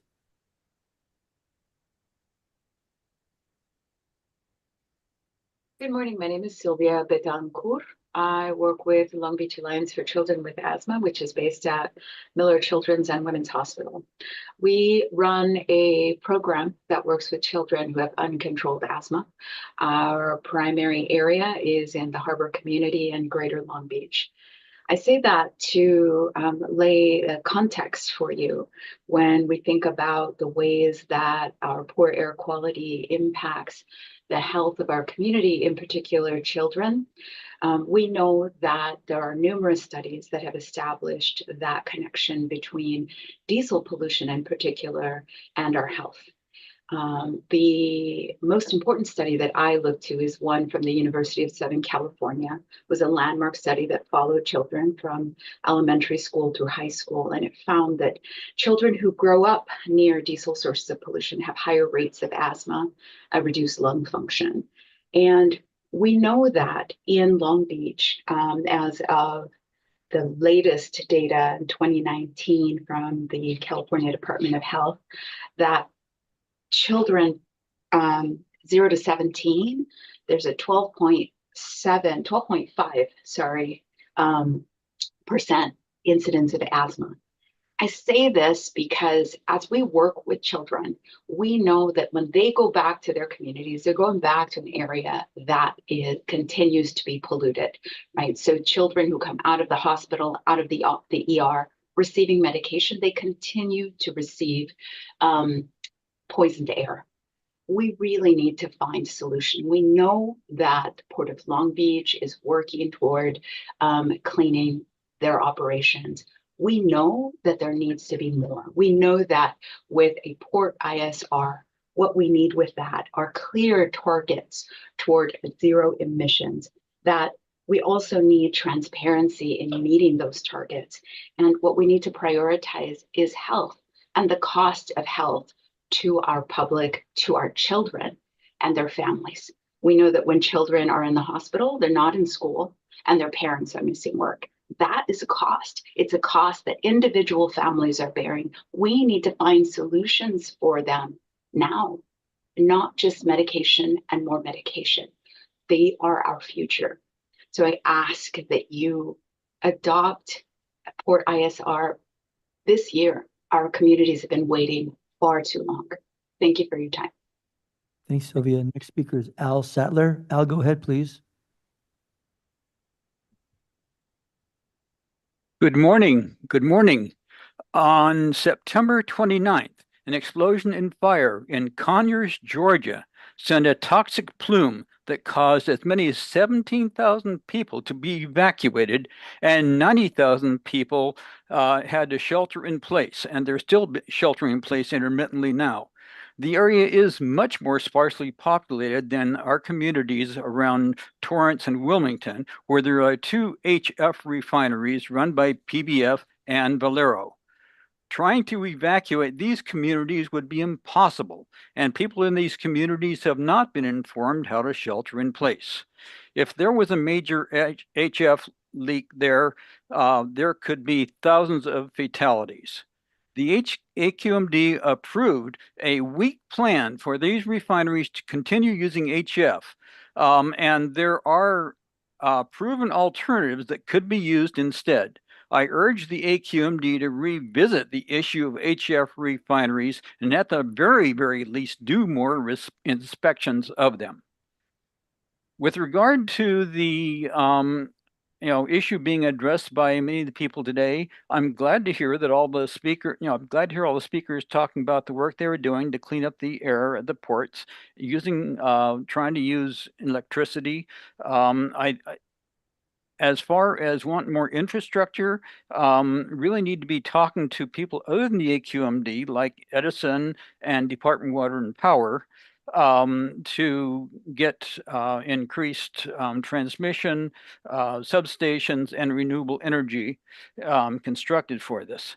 The bigger issue, though, is having fossil fuels still burned, increasing CO2, increasing global warming, and disrupting our climate, as we've seen recently with Hurricane Helene. And this is not going to get better. It's only going to keep getting worse until we stop burning fossil fuels. A very recent study showed that increasing CO2 was going to increase the magnitude of El Niños, causing a whiplash between drought and flood, and which is going to make it that much harder for our economic system, our agriculture to adapt to all this, never mind all the forest fires that would be continuing being a positive feedback on this issue. So I urge you to move forward on getting much more renewable energy used and much less fossil fuel. Thank you. Thank you. Next is Manuel Cunha. Manuel, go ahead, please.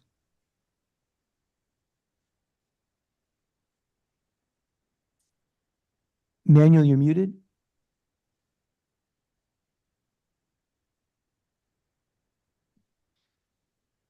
Manuel, you're still muted. We'll come back to you. Next is Jack Hedge. Jack, go ahead, please.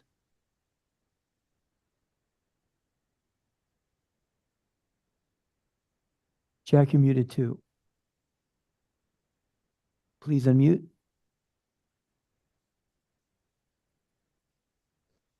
Jack, we'll come back to you. Manuel, go ahead, please. You're next.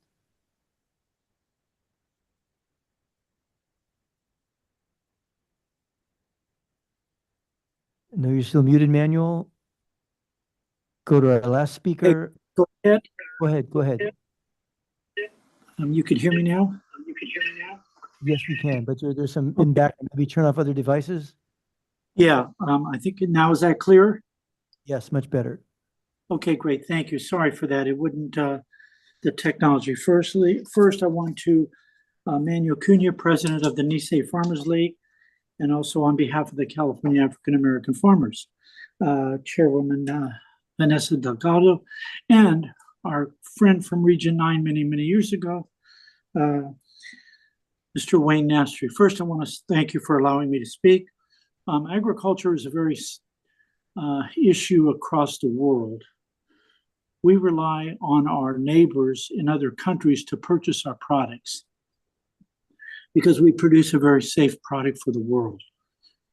When our buyers in other countries know that there are issues at the ports, and especially when you limit how many ships can come into the port, how much cargo is moved, what type of cargo is moved, fruits and vegetables cannot sit and wait. They're also very tenuous to the temperature controls that are in these containers, et cetera, et cetera. I think Mr. Nastry knows that agriculture in the San Joaquin Valley has been very proactive in dealing with clean air for its communities. My 56 small cities in the San Joaquin Valley are under 25,000 people. They depend 100% on agriculture. The other 7 larger cities, of course, the same. But our rural communities, out of the 4 million in population in this valley, depend on agriculture, as well as when you talk about Salinas, Sacramento, down south, San Diego, Imperial. All of those areas depend on the ports, especially Long Beach and LA, and even Oakland. It is important, and I think, Chairwoman, as well as Wayne, it would be really important if we could sit down and talk and figure out how we can make this work, because infrastructure is not there, not even in our valley, not even in the ports. The power of the grids is not there, the movement of power. All of that has to be looked at very carefully because it's not. I see it. I know what we're doing. I've been involved in the Clean Air Act since 1990 from the standpoint. So whatever we can do, Chairwoman, it would be great for not to have this type of ISR rule hit our ports and figure out, let's sit down and figure out how to do this, but with a timeline and goals. But I'm asking you, because agriculture cannot depend on not telling its buyers, because buyers will go elsewhere to other countries, other states, where they don't have these potential problems and being told they may not be able to get the food or fruits and vegetables by these certain times. So again, Chairwoman, I ask for you to allow some type of an agreement working together to come up with a better solution so we don't hurt each other, but with a plan and goal like we've done. I think, Wayne, you know agriculture. Roger Eisman, myself, and others have always kept our word. So I ask you for that help. Thank you very much, and I ask for you not to move forward with this rule on the ISR rule. Thanks, Manuel. Next speaker is Jack Hedge. Jack, go ahead, please.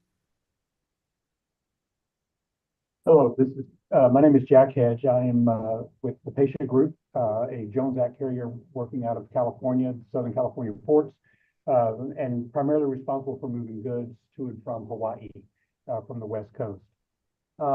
We support the efforts, the ongoing efforts to reduce emissions and clean up the air in the communities in which we work. In fact, PASHA has been a leader in doing those things with our decarbonization and our upgrade of our fleet in recent years.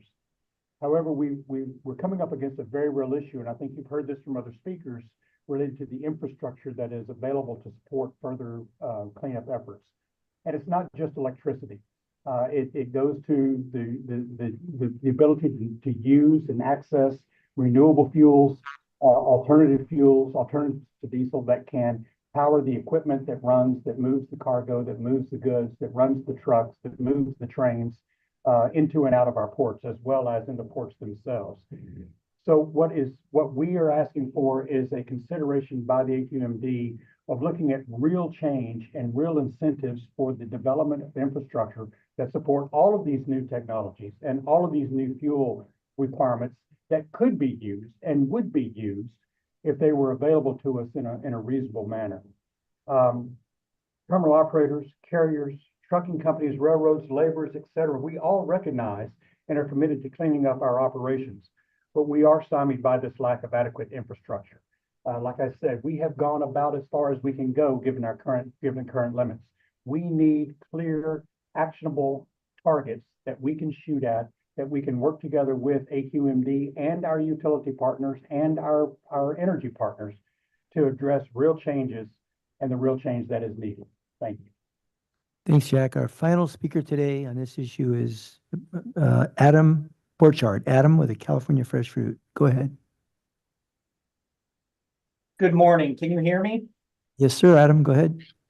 My name is Adam Borchardt. I'm speaking today on behalf of the California Fresh Fruit Association regarding proposed Rule 2304, the Port's Indirect Source Rule.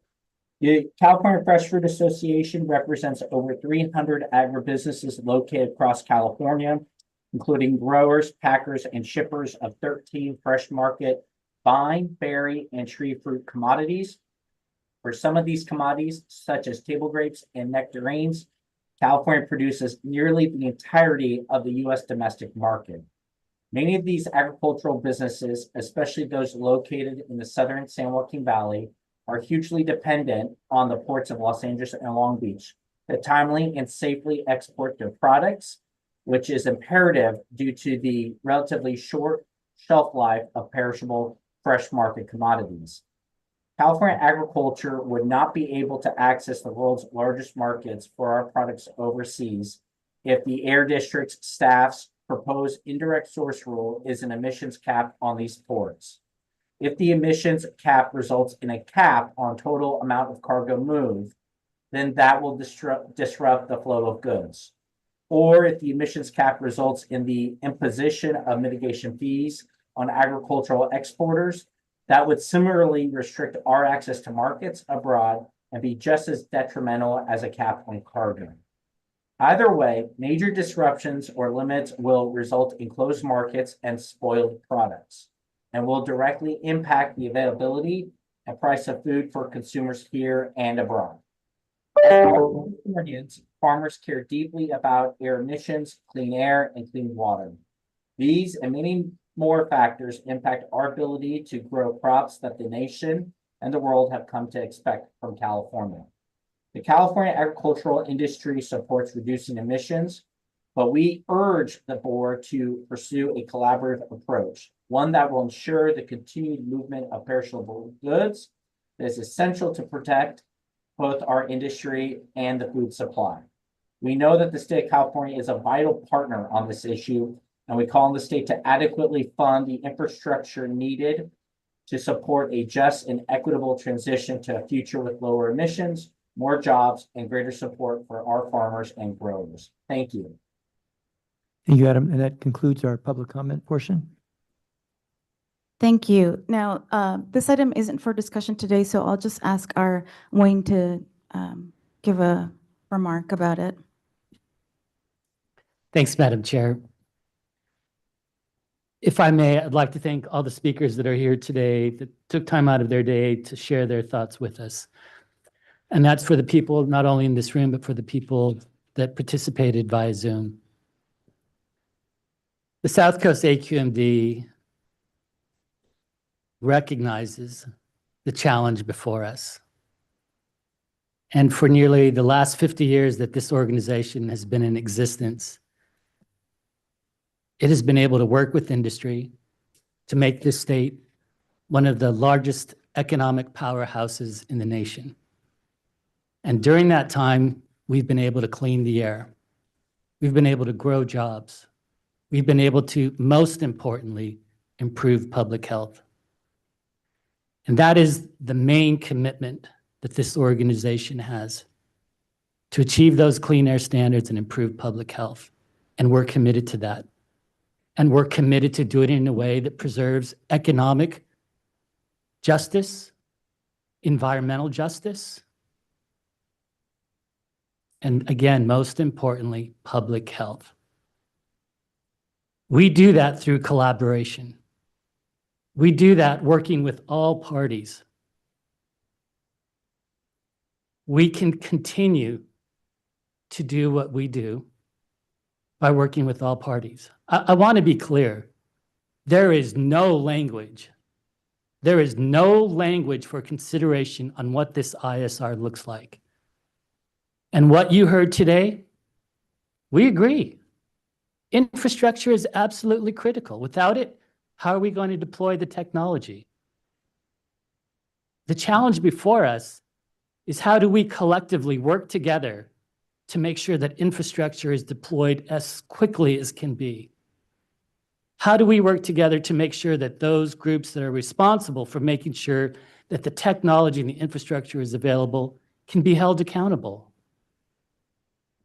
All of those considerations are things that you have asked us to look at when you directed us to develop a rule. We do not have rule language before you. We have been working on trying to develop approaches, taking into account all of these. And I ask all parties, work with us. Work with us and identify what works for you. We recognize when it comes to operating the equipment, when it comes to moving those goods, you are the experts. And you have a lot to share. And we at South Coast have done a tremendous amount of investments in technology at the ports. In fact, this organization has developed and invested anywhere from $500 million to $1 billion.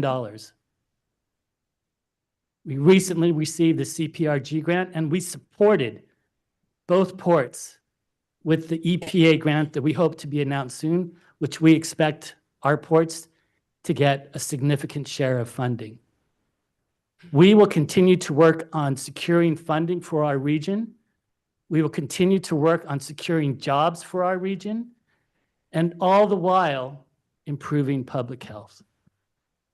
Work with us, help us define it, get us something that we can bring before you for consideration that you'll approve. That's all I have to say. Thank you. Thank you. And I know we're not supposed to speak on this item, but I see Mayor Solache would like to speak. Thank you, Madam Chair. I will limit my comments just out of respect to your direction of limiting our discussion. But I do want to first and foremost acknowledge our brothers and sisters here today from labor. I think it's always good to see our labor family here voicing their aspect. And at the end of the day, they have jobs they have to protect for themselves, their families. And I think that's across the board for any labor organization. I think many of us that are on this board are respectful of our labor family and friends. So I want to first and foremost acknowledge them. I just want to voice that, when I joined this board 2 years ago, I was excited. I am excited to always make the right decisions for community. I live literally, as my bottle says, 710 105 freeway. So I am directly impacted by any decisions that I make for myself, for my community, for children that go to schools in Linwood and our neighboring communities, for the 51, 55 cities that I represent. And the ports are definitely part of this process.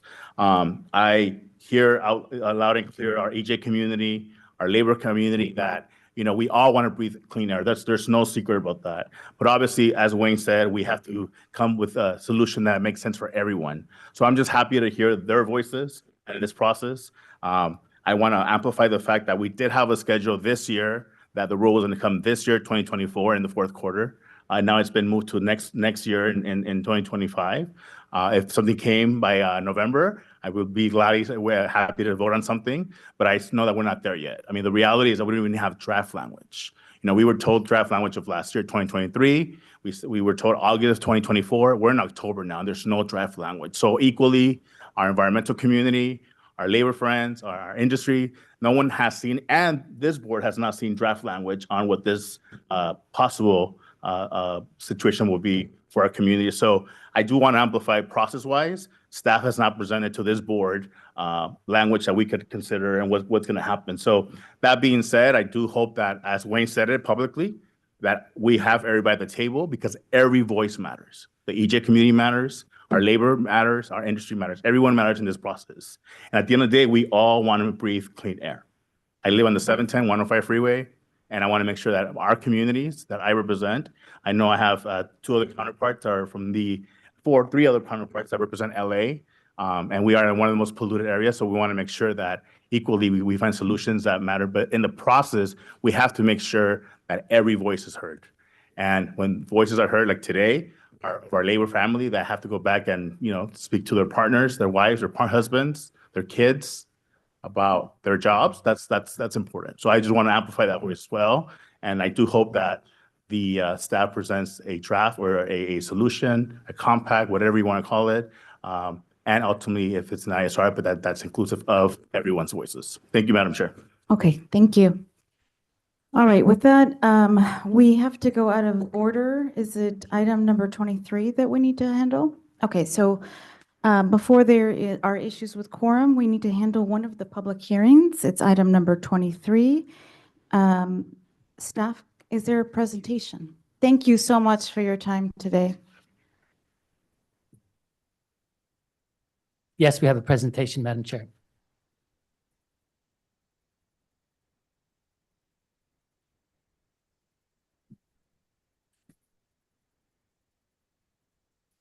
Good morning, Madam Chair, members of the board and the public.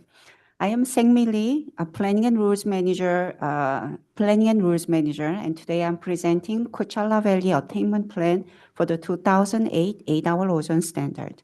Next slide. So this presentation will start with brief background and ozone air quality status in the Coachella, followed by attainment status and control strategy and attainment demonstration. Next slide. So ground level ozone is air pollutant, as we all know about it, and it's formed from its precursor pollutants, VOCs and NOx, in the presence of sunlight. The precursor pollutants, VOCs and NOx, emitted from various sources, including mobile sources and stationary sources, facilities, etc. But they also come from natural processes, such as trees and then wildfires. Next slide. Ozone has the adverse health impact, including the aggravating emphysema, irritating airways, and increasing asthma attacks. So National Ambient Air Quality Standard is a health-based standard intended to protect public health. Next slide. The ozone levels in Coachella is closely tied with those of South Coast Air Basin. So pollutants emitted from South Coast, and they chemically transformed to ozone and transport to Coachella Valley via onshore flow, often cause a high ozone episode in the Coachella Valley. Next slide. But the good news is the Coachella Valley's ozone level has been improved substantially over the past decades. In fact, Coachella Valley already met 1-hour ozone standard, federal 1-hour ozone standard. And this year's preliminary data indicate that Coachella Valley met the 1997 ozone standard. We still have several more years to meet 2008 and 2015 ozone standard as allowed by EPA's rules. Next slide. There are 5 different non-attainment classifications, with extreme being the worst ozone pollution and allowed the most amount of time to attain it. Coachella Valley was originally classified as severe non-attainment with attainment due by 2026. However, due to challenges with mobile source emissions budget, we requested voluntary bump up to extreme, and EPA granted the request last year. So this necessitated the need to developing a new plan and submit the plan by October 7th, which is next week. Next slide. This new classification also triggered multiple planning elements, including emissions inventory, control strategy, reasonable further progress demonstration, or transportation conformity, etc. This reclassification also established a new attainment due date, which is 2031. Next slide. So we have developed a strategy to attain this standard. So they are relying on phasing of previously adopted rules. So we group them into 3 categories. So the strategy is called baseline measures, and then reductions anticipated from recently adopted South Coast AQMD's rules, and also reductions from mobile source categories through CARB's and EPA's rule. In addition, the ozone strategy to attain the 70 ppb ozone by 2037, as outlined in the 2022 AQMP, will further ensure the attainment on time, if not earlier. Next slide. So deeper diving into stationary source measures. So the first one, the reductions from baseline measures. This refers to the reductions anticipated from the rules adopted several years ago, and also 1109.1 NOx reductions from refinery operations. Second group is reductions anticipated from reclaimed landing rules. So since the 2016 AQMP, we developed multiple rules to facilitate the best available retrofit control technology to implement best available control technology in reclaimed facilities, and also facilitate potential transition to a transitional command and control structure. Lastly, we also developed multiple rules in the past couple of years, and they apply to non-reclaimed sources.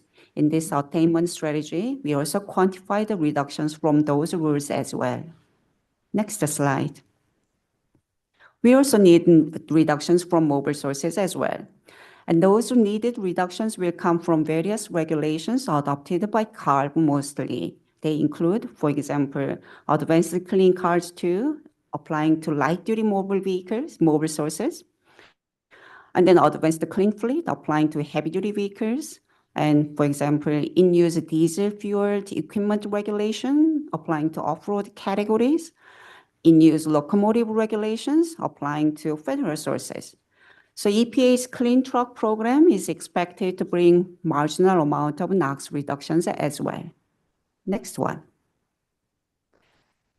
So this strategy will reduce NOx emissions dramatically. From 2018, the base year, to attainment 2031, as shown in the graph in the left, South Coast will have 52% lower NOx emissions during this 13-year period. For Coachella Valley, for the same period, we expect 63% lower NOx emissions. And also another thing you notice here is Coachella Valley's emission level is much, much lower than South Coast, indicating the reductions in South Coast is very important to improve ozone levels in Coachella Valley. Next slide. We use comprehensive chemical transport model to project ozone levels in the future years. So this strategy and NOx emissions expected to improve ozone air quality in Coachella Valley and put it into attainment level. So as shown here, Palm Springs in 2018, it is almost 90 ppb, but these proposed reductions will put Palm Springs ozone level to 74 ppb, which is attainment level. Same level of improvement is expected in Indio stations as well. Next slide, please. This plan was developed with public participation. So we released the draft in July for 30-day public review and comment. We hosted a public consultation meeting in August. We briefed the Mobile Source Committee in August as well. And then we also briefed Eastern Coachella Valley Community Steering Committee in September. And today we brought this for board consideration and public hearing. Next slide. So this is summarized our recommendation, so which includes board to consider adopting the resolution. That includes that determining this plan is exempt from CEQA requirement and adopt this plan and direct a step to submit plan to EPA for the inclusion into SIP. So this concludes my presentation, and thank you for your attention. Any questions before we open the public hearing, board members?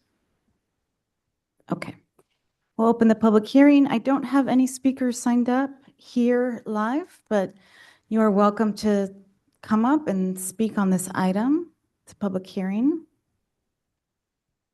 All right. I know we have a speaker online, so we'll take that before. Thank you, Madam Chair. Our lone speaker online, if you want to speak, please raise your hand. Right now, we have one speaker. It's Harvey Eder. Harvey, go ahead, please. You have 3 minutes.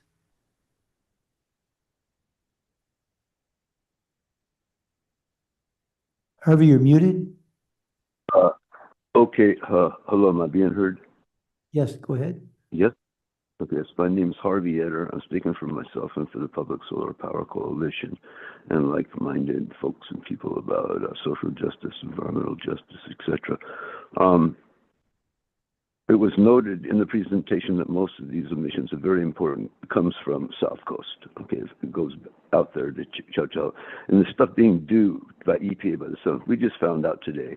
Okay, so we're very much opposed to this without the Solar New Deal being involved in this. It was never evaluated. It was brought up February 8th at the administrative committee of this board, and we were directed by Dr. Burke to prepare on this and give it to y'all, and we did, and we got no evaluation by ALCARB or EPA. And then you use the term zero emissions as a standard. These are the technologies. It was by the Department of Energy. We brought it to you on a silver platter. We got run out of court by the marshals and the FBI, Please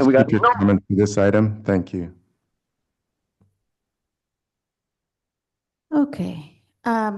With that, I will close the public hearing. Board members, questions, motions? I'll move approval of staff recommendation. Second. Okay, it's been moved in second. Can we do the voting, please?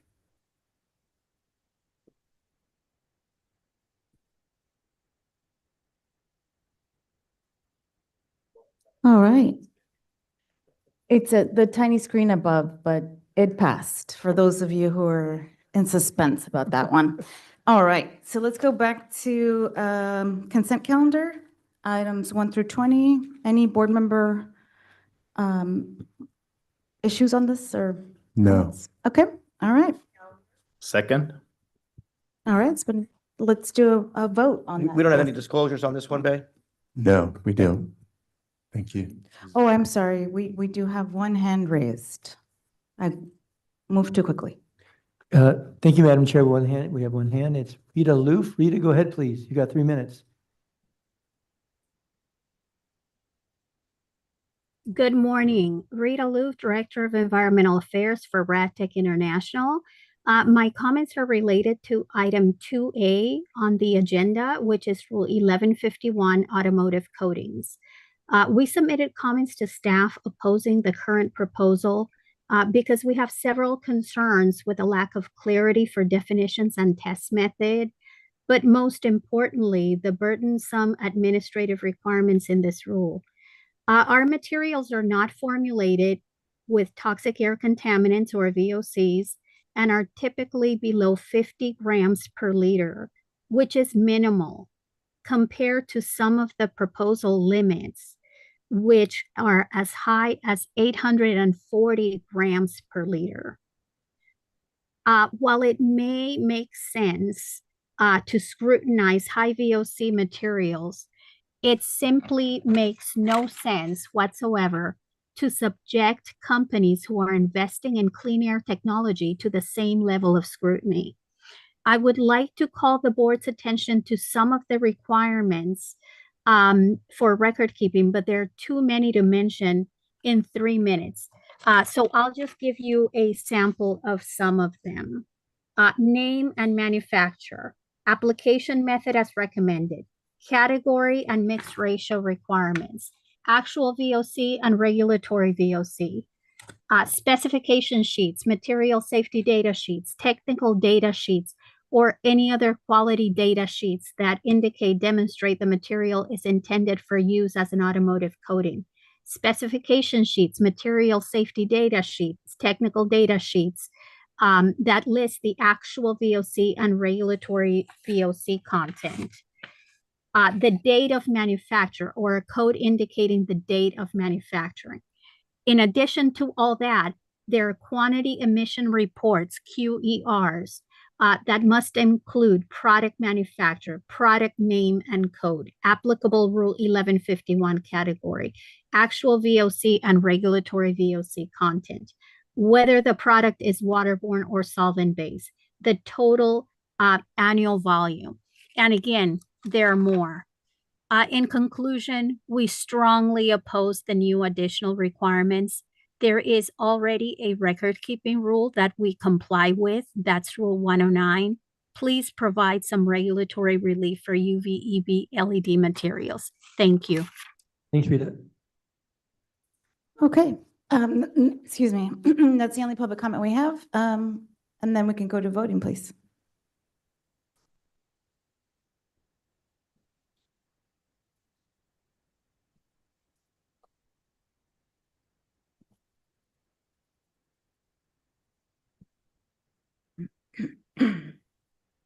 All right, that item passes. That takes us to our final public hearing, item 22. Welcome. Great. Good morning, board. I'm here to present to you a proposed amendments to our Rule 1135. 1135 was a rule that regulates nitrogen oxide emissions from electric generating facilities. Next slide, please, Guy. Thank you. This rule was originally adopted back in 1989, so 35 years ago, to address nitrogen oxide emissions from electric generating facilities. We had an amendment back in 2018 that, after our BART analysis, that's our best available control retrofit control technology analysis, in which we lowered some of those emission limits from all the electric generating facilities. However, it was highlighted that we do have the facility out on Catalina Island that needs a little bit of special attention, and I'll get to that in a moment. So in 2022, we did two things. We set some emissions caps out there to give the facility the flexibility on how they were going to generate that important energy out there, but also to limit those and provide a glide path for them to work on cleaning up the existing equipment that's being utilized. The second thing was that the board directed us to kind of go back and see if there's other opportunities in which we can go a little bit further in that assessment. Next slide, please. So to give you to answer the question, I'm sure you're all thinking about is that like, well, why Catalina? What's going on out on the island? So we wanted to kind of show you here the 6 existing diesel engines that are operating to help power the island. As you can see, one of the older engines is over 65 years old, 66 years old out there. So a very kind of older equipment. And as you can see, as a result of that older equipment, you're now getting higher emissions. As you can see on that last column on the table there, those are quite high. However, we also recognize the importance of this facility. This facility does power the island completely when it comes to electricity and water and waste, et cetera. So it's really a critical facility for them out there. But again, it's emitting a lot of emissions. So we want to focus our attention on how to move forward out there. Next slide, please. So what are we looking at? So again, we're talking about an island here. We're talking about the uniqueness of that facility. So things like the fuel, for example, that's currently being utilized out there, the diesel fuel. They also use propane out there. All that needs to be barged to the island. And there's limited numbers of those barges that are able to get out there to the island to supply that. There's also a small footprint out there. We all recognize the island is overseen by a conservancy. They do a great job in protecting that land out there and the animals, et cetera. But at the same time, that kind of limits our ability and their ability, Edison's ability, to expand or do some other things that would require more footprint. Lastly, again, because of an island and conditions where we can't predict when it comes to weather and things like that, they do have a goal of ensuring a 30-day fuel supply out there. Nobody wants blackouts. Nobody wants people not getting their water and the waste system's not working. So these are really critical. It's a critical facility, and we recognize that. Next slide, please. But we also recognize the importance of today, of technologies and great opportunities that we think that are out there. And so in working on this project, one of the things we noted was, again, the current rule, the way it stands, actually has some really exciting goals out there, as I noted in the first slide. So they have an emissions cap of 45, as well as an emission cap of 13, and we're talking tons per year of nitrogen oxide emissions. So in working on this, we said, well, let's try to tighten this up a little bit, right? First thing, why not have one of the stakeholders that came to the meeting said, why not have some sort of increments of progress? We do this in other rules. It also kind of helps drive the affected facilities in meeting goals in the interim and ensures that they kind of get to that glide path that we sort of set the stage. So one of the first things we did, we set a goal of 30 tons per year objective. And what does that translate to? That translates as 60% nitrogen oxide emission reductions from their current activity and their current emissions level. So we think that's a really great goal to begin with. Next stop was, let's go further beyond that 13 limit and try to push that down even further. Through a lot of analysis we did, looking at all the factors that are involved, as well as an extensive grid stability study that's also available publicly. We put that online for folks to check out. Really kind of gets in deeper into those realities that are out there, right? So things like, what is the grid able to be stable? Are there transmission issues? What's the fuel delivery, the storage? All of these factors need to be considered. And in doing so, we came up with a cap of 6. And again, putting things in context, 6 is a 90% reduction in nitrogen oxide emissions from their current standing. So we really think there's a really great proposal and a really great goals that we can achieve out there. Next slide, please. So when we look at this, so what does that 6 mean? So I kind of want to put this in another level of context here. So first off, in order to achieve the 6, we estimate that they will have to be generating 30% of that power by zero emission technologies. So things like solar or a hydrogen fuel cell, for example. About 50% will be near zero. So this is like not, again, it's not zero, but it's also very much lower than what we're getting when you are combusting nitrogen oxides or diesel engines. So 50% there. Again, in order to fuel those, you need the fuel to do that. So in this case, we're looking at propane because propane is already being delivered to the island. So we think that won't disrupt things too much in that process. And then the remaining on diesel engines. I just want to highlight as well, we also added in this rule 2 provisions we think are going to continue to help control and reduce and eliminate those diesel emissions by not allowing any further diesel engines beyond the initial proposal of the tier 4 diesel engines that are out there that are going to need to have, in order to achieve the 45 and 30 interims, they're going to need that away. And again, we're talking about 60% reduction. And then the last thing was removing some of those, what we call legacy. If you notice on that first slide, I pointed out 3 of those 6 of those diesel engines out there. 3 of those are going to go tier 4, but then those other 3, what we call legacy, we're going to propose removing those at that point from the island. So that's really great progress going on. Next slide, please. Again, some other provisions that we have in here as well. One of the things that came up during the working group meetings was, what about backup power, right? So like, while we recognize that that could be a possibility, the need for that in all cases. So would you be relying on the diesel? Well, if we got the cleaner diesel, that's better, that's good. But we thought we really need to be pushing more. Why not have backup being near zero? So we've also added another provision in the rule to address that. So, and again, as I mentioned, we can't really reach that last goal, that last point, that the last cap without some zero emission technology operating. So it's exciting. Next slide, please.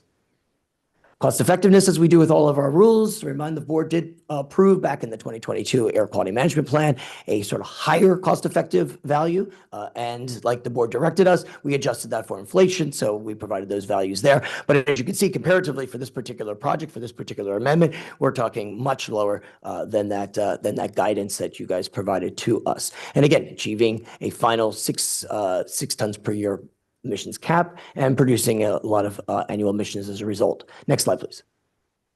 On the socioeconomic side, we also looked at it as well. It was very interesting. So we do recognize you're going to have to lease the land, for example, to get the solar panels installed. You're going to have installation costs and all sorts of things. But on the flip side, when we're talking about things like a solar and zero emission technology, you're also saving 30% of fuel that you're not needing. That's including the purchasing of that. That's including the shipping and the barging of that fuel. So in essence, the socioeconomic analysis concluded there's actually going to be some savings because of those that fuel switching. Next slide, please. A couple key issues I just want to highlight. You've heard some folks talking about, whether we conducted the proper BART analysis, whether the mass limits could be lower. I just want to remind folks that, when we talk about the best available retrofit technology or BART, it isn't just emissions. right? There's many other factors that are involved in that, whether that's a cost factor, whether that's, in this case, reliability of energy, environment, et cetera. So there's other factors that need to come into play. I think the other points here, I think I've already noted about the importance of this island, importance of this facility to the island, but also some of those limitations that we're having to address, whether, again, we're talking about reliability, sufficient energy, et cetera. And of course, delivery plays an important role. Next slide, please. With regards to implementation dates, folks brought that up as well. And again, we sort of mapped this out, again, giving the realities of permittings, approval, CEQA, what have you, and laying that all out in a proper, what we think is a proper implementation time period. Next slide, please. So our recommendation is to certify our CEQA document as a final subsequent EA and adopt the rule. Thank you. Any questions for Mike before we open the public hearing? No. Okay. We're going to open the public hearing. There's nobody who signed up to speak about this item. Chairwoman. Oh, I'm sorry. I had one question. Oh, go ahead. Yes. I just wanted to understand a little bit more about the backup power and when that's used. Is that, or what you mean in this case, backup power for individual users of electricity on the island or backup power for the entire facility? Backup power for the facility. Yes. So basically, the facility typically uses a certain amount of, or needs a certain amount of megawatts, right? And sometimes there's like a need for what they call the peak, right? So there's certain times, like in the summertime, people may be running, AC units or what have you. In which case, there's even more that's allowed, or needed. So what we've done is, in the rule, we've basically required them to achieve a certain amount of megawatts. They need to have additionality. That's based on near zero technology. So we set a certain megawatt, it's close to 2 megawatts are required to always be at that near zero. So we can rely on a cleaner, if they need those that peak time, they can rely on the near zero emissions. Got it. Technology. Thank you. Okay. With that, we'll open the public hearing. Again, there was nobody who signed up to speak on this item here, but anybody is welcome to come up and make comment. In the interim, we'll take the online comments. Thank you. We have 4 hands raised. Carlos, do you want to speak? Okay. First speaker is, I think it's T. Holke or Tholke. Go ahead, please. Hi, can you hear me? Yes. Yeah, it's Mark Tholke. Yeah, thank you. So thank you for allowing me to talk today.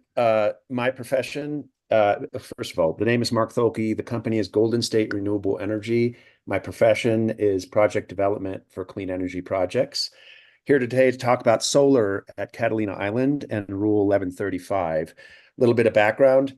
I ran the Western region for EDF Renewable Energy for 9 years, a large wind and solar projects in California. I was born and raised in California. Then as Chief Development Officer for Advanced Microgrid Solutions, we did the first virtual power plant in the nation under a PPA with Southern California Edison. And I also want to talk about the current experience. We are currently responsible and accountable for developing, permitting, and interconnecting a 170 kW solar project at Airport in the Sky on Catalina Island.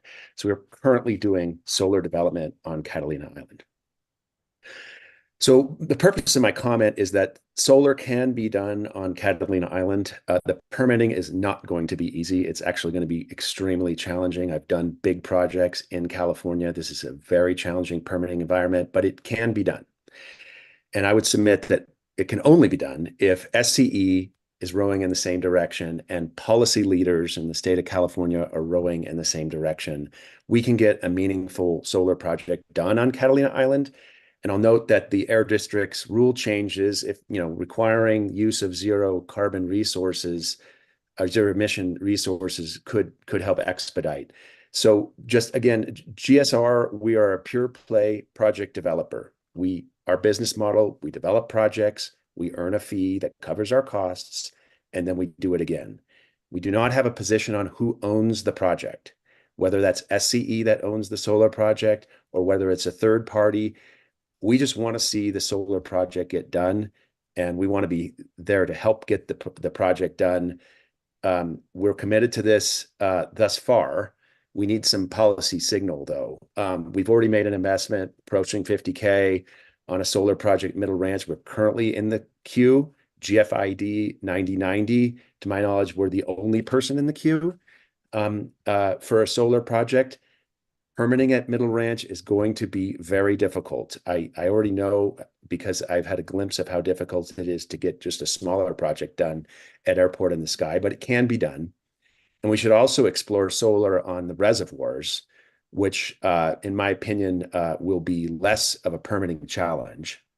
So in conclusion, this is 2024 in the great state of California. It's not hyperbole that the world watches what California does. Solar is the most cost-effective zero-emission technology for power generation. Not putting in place a meaningful. Thank you. Next speaker is Harvey Etter. Harvey, go ahead, please. You got 3 minutes.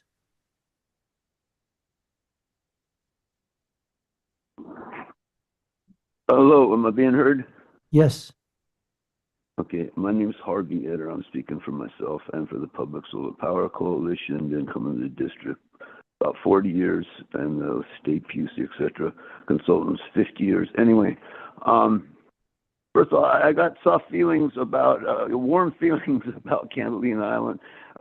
In high school, I was out there with a buddy of mine who was captain of the swim team from Venice High, and we dove for quarters and fought with the locals for quarters, and the ships came in and crashed in an alley. Anyway, but I heard you shout out Catalina and 1135. Now, for years, we did a dance with Dr. Phil, okay, about electric generation. That's 1135.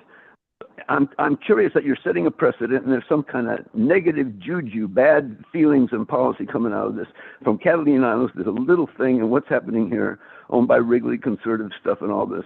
And other things that might be done with this. Okay, Edison, I just found out recently that Matt Miyasara worked with Edison. I did not know that, okay? So this is stuff that was in the May 9th and 10th retreat, which you all have purged. It's not open to the public, and we're litigating on that enough, okay? So we got real structural problems here. I shout out to the guy that said solar. We got to do solar, but public solar is what's needed. It's what's needed for the whole state now. It's being reviewed. It was cited in editorial by the Times, and the governor's ratings have gone down from 60% to 40%. He tried to put money out there to help poor people and whatnot. This stuff, the public power is what's needed. Also, they need a PA shout out to Roman. We're trying to get involved in your contracts for consulting. We're consulting Gas Country Contract 79 with Bradley, and we want to do it again. And y'all have in the shout out by the new person to take over that worked with Edison and PG&E said that they want this. Well, we did it, and we want to get in. We're not getting response. Okay, and also with the governor. From ORP and the Street Growth Council, enough. Get in, talk to us. And all this thing with the ports that going down and these deals with China, it's got. Thank you for your comments, Mr. Etter. Thanks, Harvey. Next speaker is Don Anniscourt. Don, go ahead, please.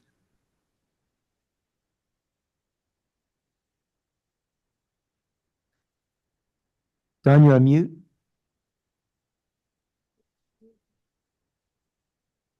Don, go ahead, please. Don, we'll come back to you. Next speaker is Michael Alegria. Michael, go ahead, please. Hello, Michael Alegria. I'm the fire chief in the city of Avalon. And I just want to show my support of the rule and then just acknowledge that I'm interested in being part of the feasibility assessments to evaluate the increased safety and risks for future technologies. And also we can talk about the increased propane deliveries that we believe are unsafe, anything over 3 deliveries per week. It's very different out here. I know Edison is working hard to do all these, but I would just like to be involved in all the talks and just show my support of this, that they are working to sustain a better quality out here. Thank you. Michael, thank you. And I know Michael Kraus will include you in those talks. Thank you very much. We have one more speaker at a phone number 626. Go ahead, please. You're muted. Good morning. My name is Dawn Honestcourt, and I'm the Director of Agency Relations for Southern California Edison. SCE appreciates staff engaging with us during the rule development process to discuss the energy and air quality challenges on Catalina Island. Because we are the sole provider of electricity, water, and gas for Catalina, Reliability is our top priority. Catalina's utility systems are isolated, making reliable and resilient services crucial.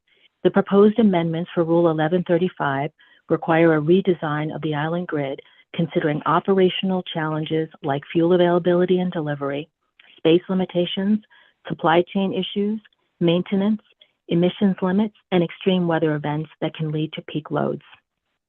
We have worked with electrical system engineering consultants to perform grid reliability and stability studies that benchmark industry best practices to inform Catalina Power Systems criteria and guidelines.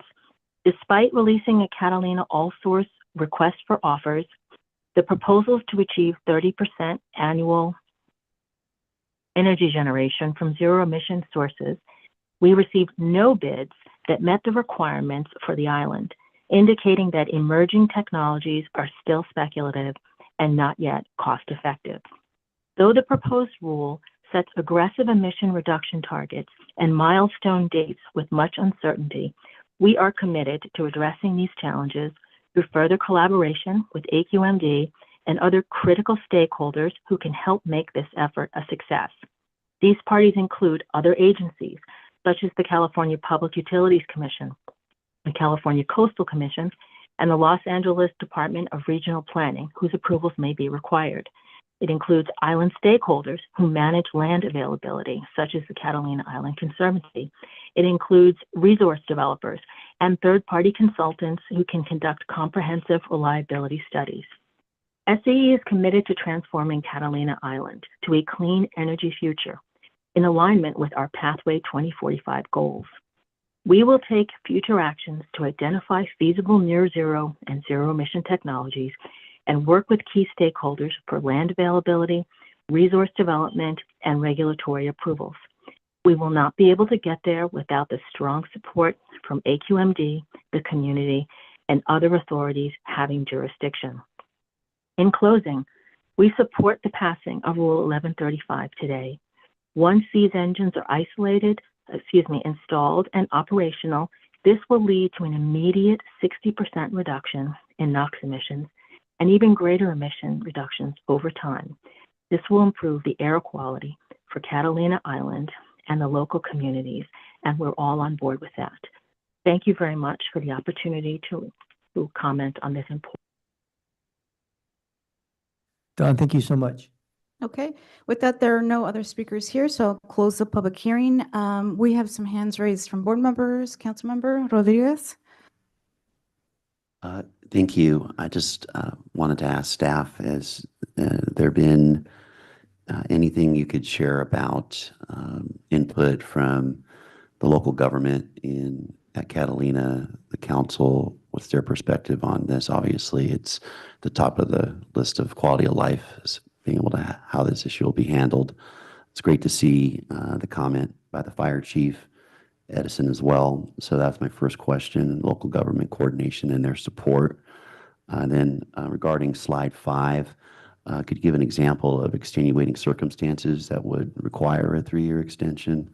And then finally on slide 6, what is near zero technology that is anticipated being used? Would that be linear generators, for example? Thank you. Okay, great. Thank you for the questions. Really appreciate that.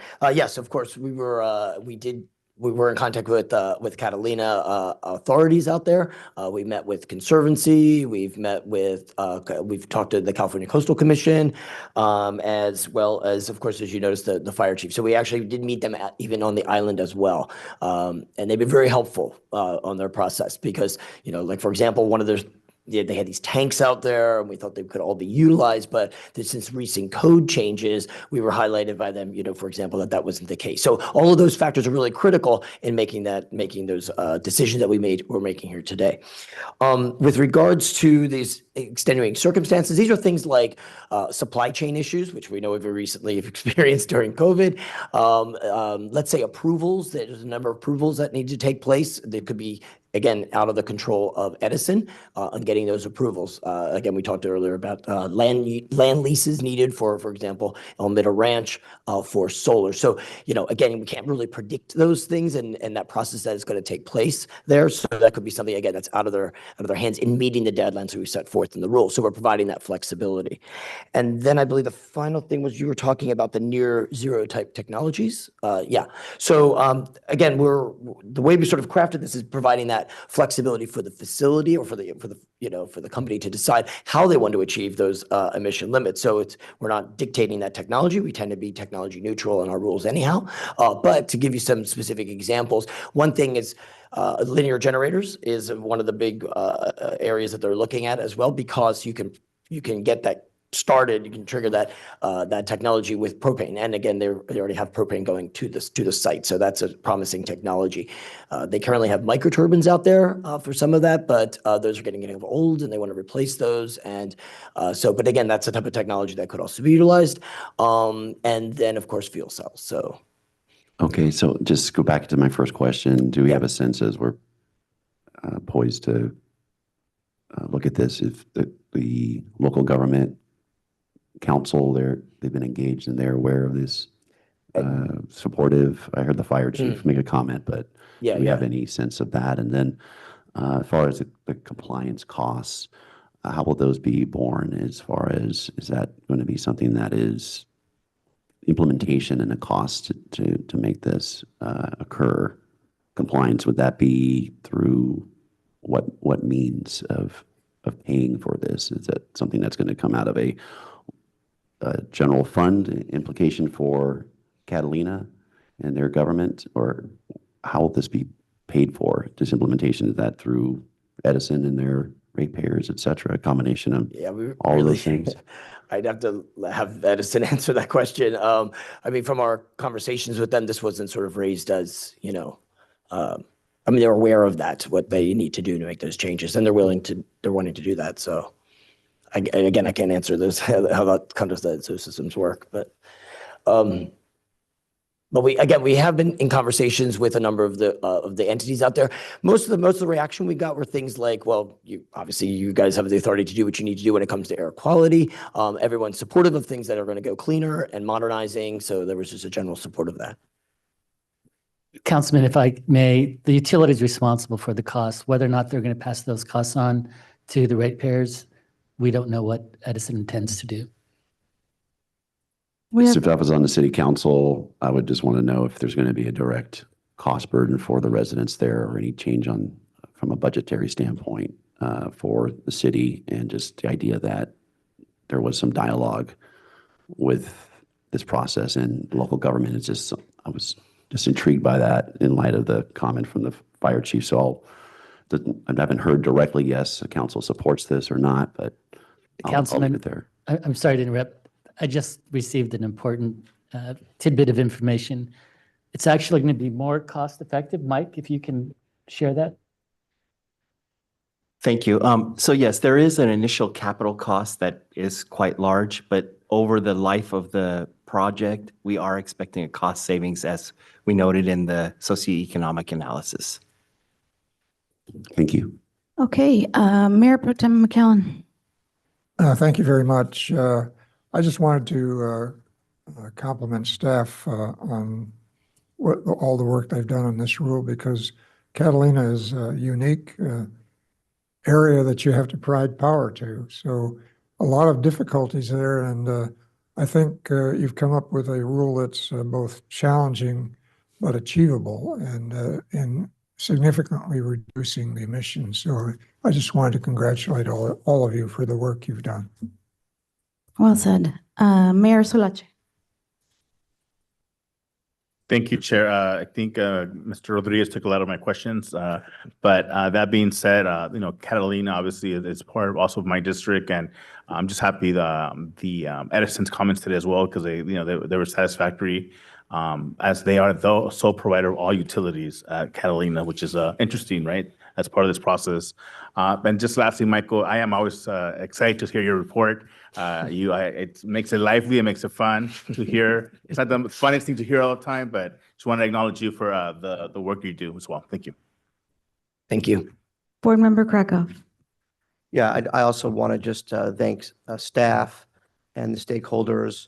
And again, our intrepid Stationary Source Committee with Chair McCallum. This is just another example of the agency working through tough issues with all the stakeholders.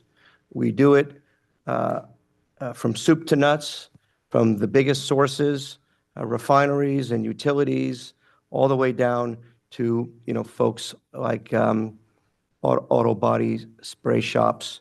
We have a record working with our staff of doing reasonable rules, furthering our mission, and balancing all the factors that we do. We have a record, so a little bit different than what I'd call a little bit of the fear-mongering we heard over and over this morning. We have a record, and this is just another example of us striking the right equilibrium. Is there a motion that you'd like to? I'll make the motion. Second. All right. So it's been moved in second. We'll do voting, please.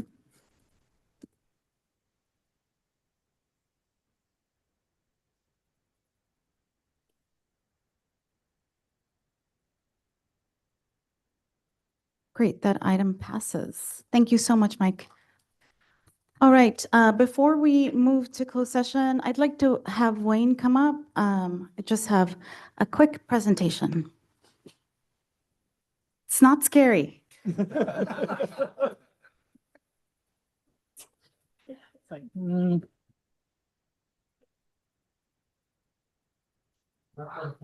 Everything. So I'm not sure if you all are aware, but Wayne is having a birthday this weekend, and we've made him a custom cake from the board, showing him with the an AQMD cape because he is doing so much to clean our air. So just wanted to wish Wayne a happy birthday, and we could just sing.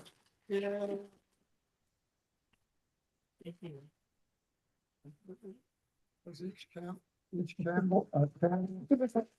Thank you. I thought I was gonna have to thank you for all my time on the board. does each candle represent 10 years, 20 years? Or what? At least 20. That was really sweet. Yeah. We're gonna cut the cake in the conference room for anybody who would like a piece. Are you kidding me? I'm getting. Babe, take us out. It is necessary for the board to recess to closed session pursuant to Government Code Sections 54956.9A and 54956.9D1 to confer with its counsel regarding pending litigation which has been initiated formally, into which the South Coast AQMD is a party. The actions are April Trend v. South Coast Air Quality Management District Administrator, case numbers ADJ 10421959, ADJ 1262871, ADJ 10421958. It is also necessary to recess to closed session pursuant to Government Code Section 54957.6 to confer with Labor Negotiations Agency Designated Representative is a John Olvera, Deputy Executive Officer, Administrative and Human Resources, Employee Organizations, Teamsters Local 911, and South Coast AQMD Professional Employees Association, and unrepresented employees, Executive Officer, General Counsel, Designated Deputies, and Management and Confidential Employees.